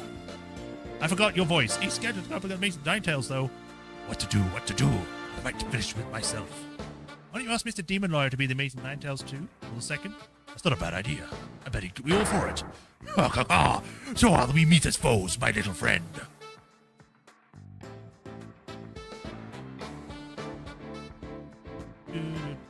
Oh god, it's you. Would you believe me? I'm Alderman of Ninetails Vale now. Pretty impressive, eh? I took over Rex Cupid for the good of my beloved village. What do you say? Would you like to make a little donation to help us out? Hey you, what do you think you're doing sneaking into the matter? Ah, the jig's up. Better make a run for it. Good, I hope you never become mayor. I hate you. I know we got another case, but what's the bad news? I don't want more bad news. I thought I wanted to be an artist after seeing the amazing job Athena did. I started becoming genuinely interested in the law, so now I'm studying the bar exam. I'm going to be prosecuting Athena someday. You'll S-E-E. I'm studying my buns off too, not for the bar exam. I'm going to pass the Themis entrance exam on my own merit this time. With a score of 100 points, of course. You, Juniper. Our dream will live on forever! I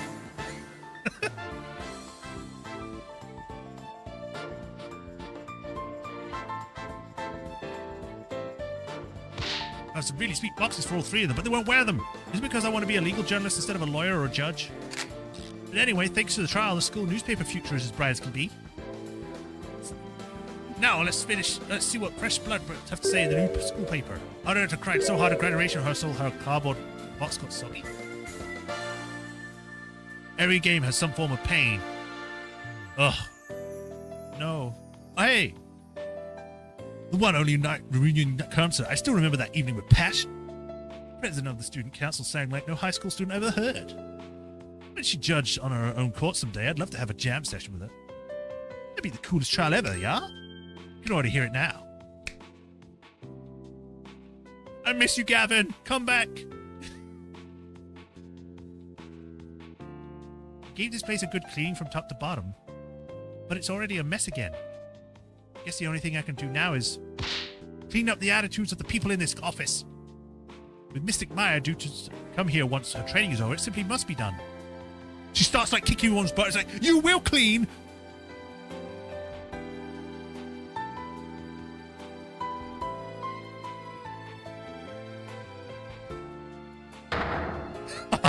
Humanity's dreams for outer space will never die. In fact, planning for the Hat 3 rocket has already officially begun. Look upon me, people of the great nation, and witness the glory of Yuri Cosmos. What do you... Oh, Director. Yes. Rocket preparations are fully complete. Yes. You just leave everything to me. Assistant Director Yuri Cosmos. He got demoted. Not surprising, seeing as he was trying to make himself bigger than he was. I didn't get fired, though, but it is what it is. Honestly, if Kit Pearls will kill all that, she would. I'm going to the moon in the new rocket. If Athena or Mummy Metis came to the moon, I would love to show them around. But which is more interesting, Montes Perennes or the Mare Tranquiliatis? You think they would like either one? Yay, hooray. I wonder how Miss Aura is doing. I'd rather be near Miss Aura than on the moon. Oh, Miss Aura, I just want you to use me again like you used to. Jeez. You became a masochist because of her. Ready for launch. 5, 4, 3, 2, 1. Lift off. I'm going to the moon for real this time. For me and for whatever. Thanks for the lawyers. I know what to give up. But I'm worried. You can't breathe in space, and in fact it's cold as heck. Oh man, I'm getting really nervous.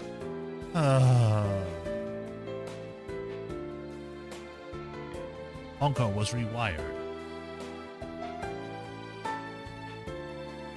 No, I'm not employed here. I simply came to request their services in defense of my sister. But no one's around. And better, keeping them waiting for too long. And what sort of case brings you here? Or your father was accused, and you wish for Athena to defend him. Perhaps he and I shall meet in a court in the near future. Wow. Speaking to a random person that's also waiting. I guess we're getting a lot of people now all of a sudden. Which is good, because we now have 3 lawyers, so it should be easier. I look forward to your next month's salary assessment. Please forgive me!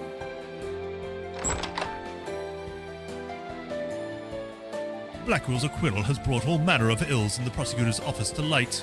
It would seem solving that case has thawed the chill of winter into the warmth of spring. And now I owe Wright yet another debt of gratitude. But I will repay him one day. You can trust me on that.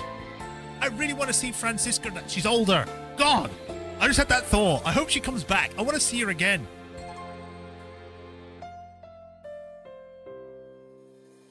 Is that it? Can I skip this, or... My answer is no, I cannot skip this. I have to watch it. Bones?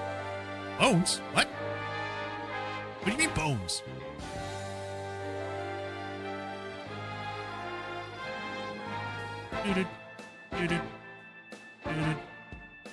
It's like, again, bones. Just randomly saying bones.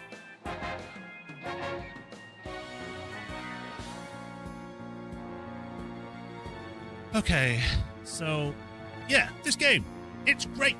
I like it. There are some things I don't like that, you know, again, it's an up and down game. Whereas like the original Trilogy is a very steady, like just gets better and better. And it's just overall good.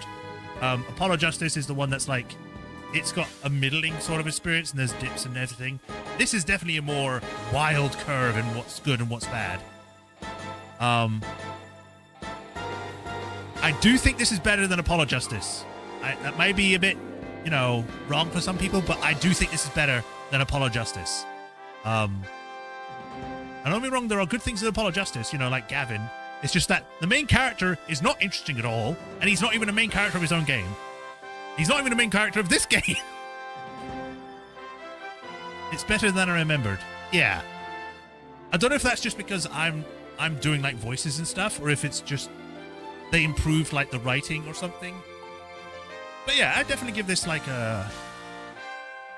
It's not as good as the original Trilogy, so I couldn't give it like an 8 or a 9. I can definitely give it a 7. I think I gave Apollo Justice a 6. So this is definitely like a 7 game. It's better. It's just that they need to keep getting better. Like there's definitely times where the writing in this game gets a bit especially in the last case. They needed to do better in that. But yeah. Definitely, Sean. I'm definitely agreeing with you there. Because if I remember correctly, I gave like the original games like an 8 and then a 9. It was like 8, 8, 9 or something. This is definitely a step down. It's 6, then 7 for this. I'm hoping that Spirit of Justice is better, but I don't know yet because I haven't played it. So we'll find out when I get down to that. But we still got one more case, which is the DLC case, which I actually remember enjoying a lot. I thought it was a lot of fun. Like you said, when it's good, it's really good. But then sometimes the writing falls off a cliff. Yeah, definitely. Capcom. I guess because this was more 3D modeled, they had to have a lot more people on it because they had to get 3D modelers compared to the other one where they use sprites. Oh, cutscene. Yaksa again. You only played it once. I'll be fine. It'll be fun. I'll be fine. Who's this I'll other be guy? fine. I'll be T-minus fine. 15 seconds. 10, 9, 8, 7, 6, 5, 4, 3, 2, 1. Liftoff. Whee.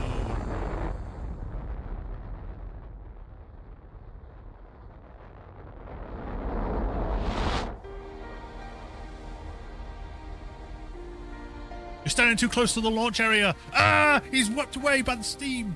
Or by the mist. Oh, wow. She's got long hair.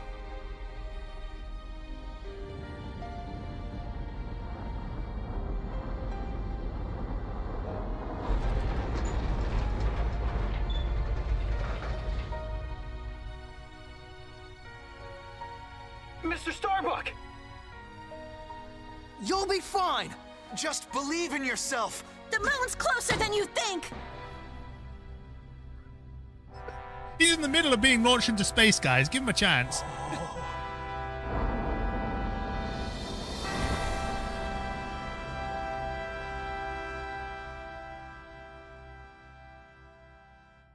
Thanks, guys. I wouldn't have made it back into space if it wasn't for you.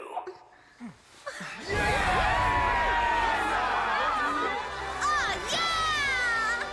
All right!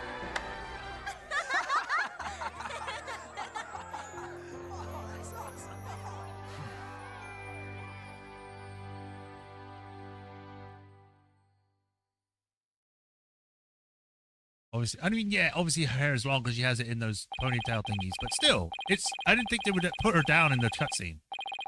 Through the years, I've seen much joy, heartache, honesty, and deceit. Just as Mr. Starbuck was able to escape the harsh pull of his fears and despair. I believe that hope and friendship can lift us all up towards a brighter tomorrow. Okay. Woo! Black Cyclops, destroyed cult room. Angry Phoenix. Yeah! Continued onto the next game in the Phoenix Wright Spirit of Justice. No. Now, I'm wondering if I have to... There it is. I have to do it manually. Okay, good to know. I wish this was integrated into the main story because they created a collection, so they might as well just put it where it is in the story. But it's fine. We shall stop there for today. We did a lot of stuff. That was a 3-hour stream, you said? Let me check on that.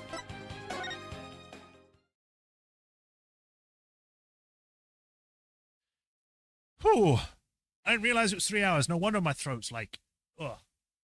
It's not terrible. It's just, I can tell I've been speaking for a long time. But with that, that is where we will end for today. And that is the main part of the Dual Destinies game done. We will be back on Thursday with this for the special episode, which is the DLC episode, which we get for free because it's a collection.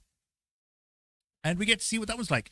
As I said, I played it the one time when it came out, and then I haven't played it since, but I recall that it was a lot of fun. So I'm looking forward to doing it. And, yeah. That's it for today. So as usual, thank you for joining. Hope everyone enjoyed. As usual, like, follow, subscribe, do the do the bell notification so you get notified when I next stream. And if you want to help support me directly, there's links to Patreon and tips in the description as well. And if you do become a patron, you get your name added to the patron list here. Wow. Where I give you a shout out at the end of every stream, and I greatly appreciate you, just like I do with Hiruru Kuni and the Swordmaster 37. Thanks, guys. And we go and clear the Dark Age of the Law, but it's not really done, maybe? You can finally do the pirate voice. Yay! But yeah, I'll be back with this on Thursday. Tomorrow I'll be continuing Metro Last Light, so look forward to that. And until then, y'all take care. Thank you all for joining for this longer than normal stream. And y'all have a nice rest of the day. Until tomorrow or next Thursday, or this Thursday. Or next time when I stream this, But yeah. Until then, thanks for joining. Bye, Swordmaster. Or Swordmaster. Bye, Rappertron. Bye, Sean. Thanks for joining. See you all next time. Bye.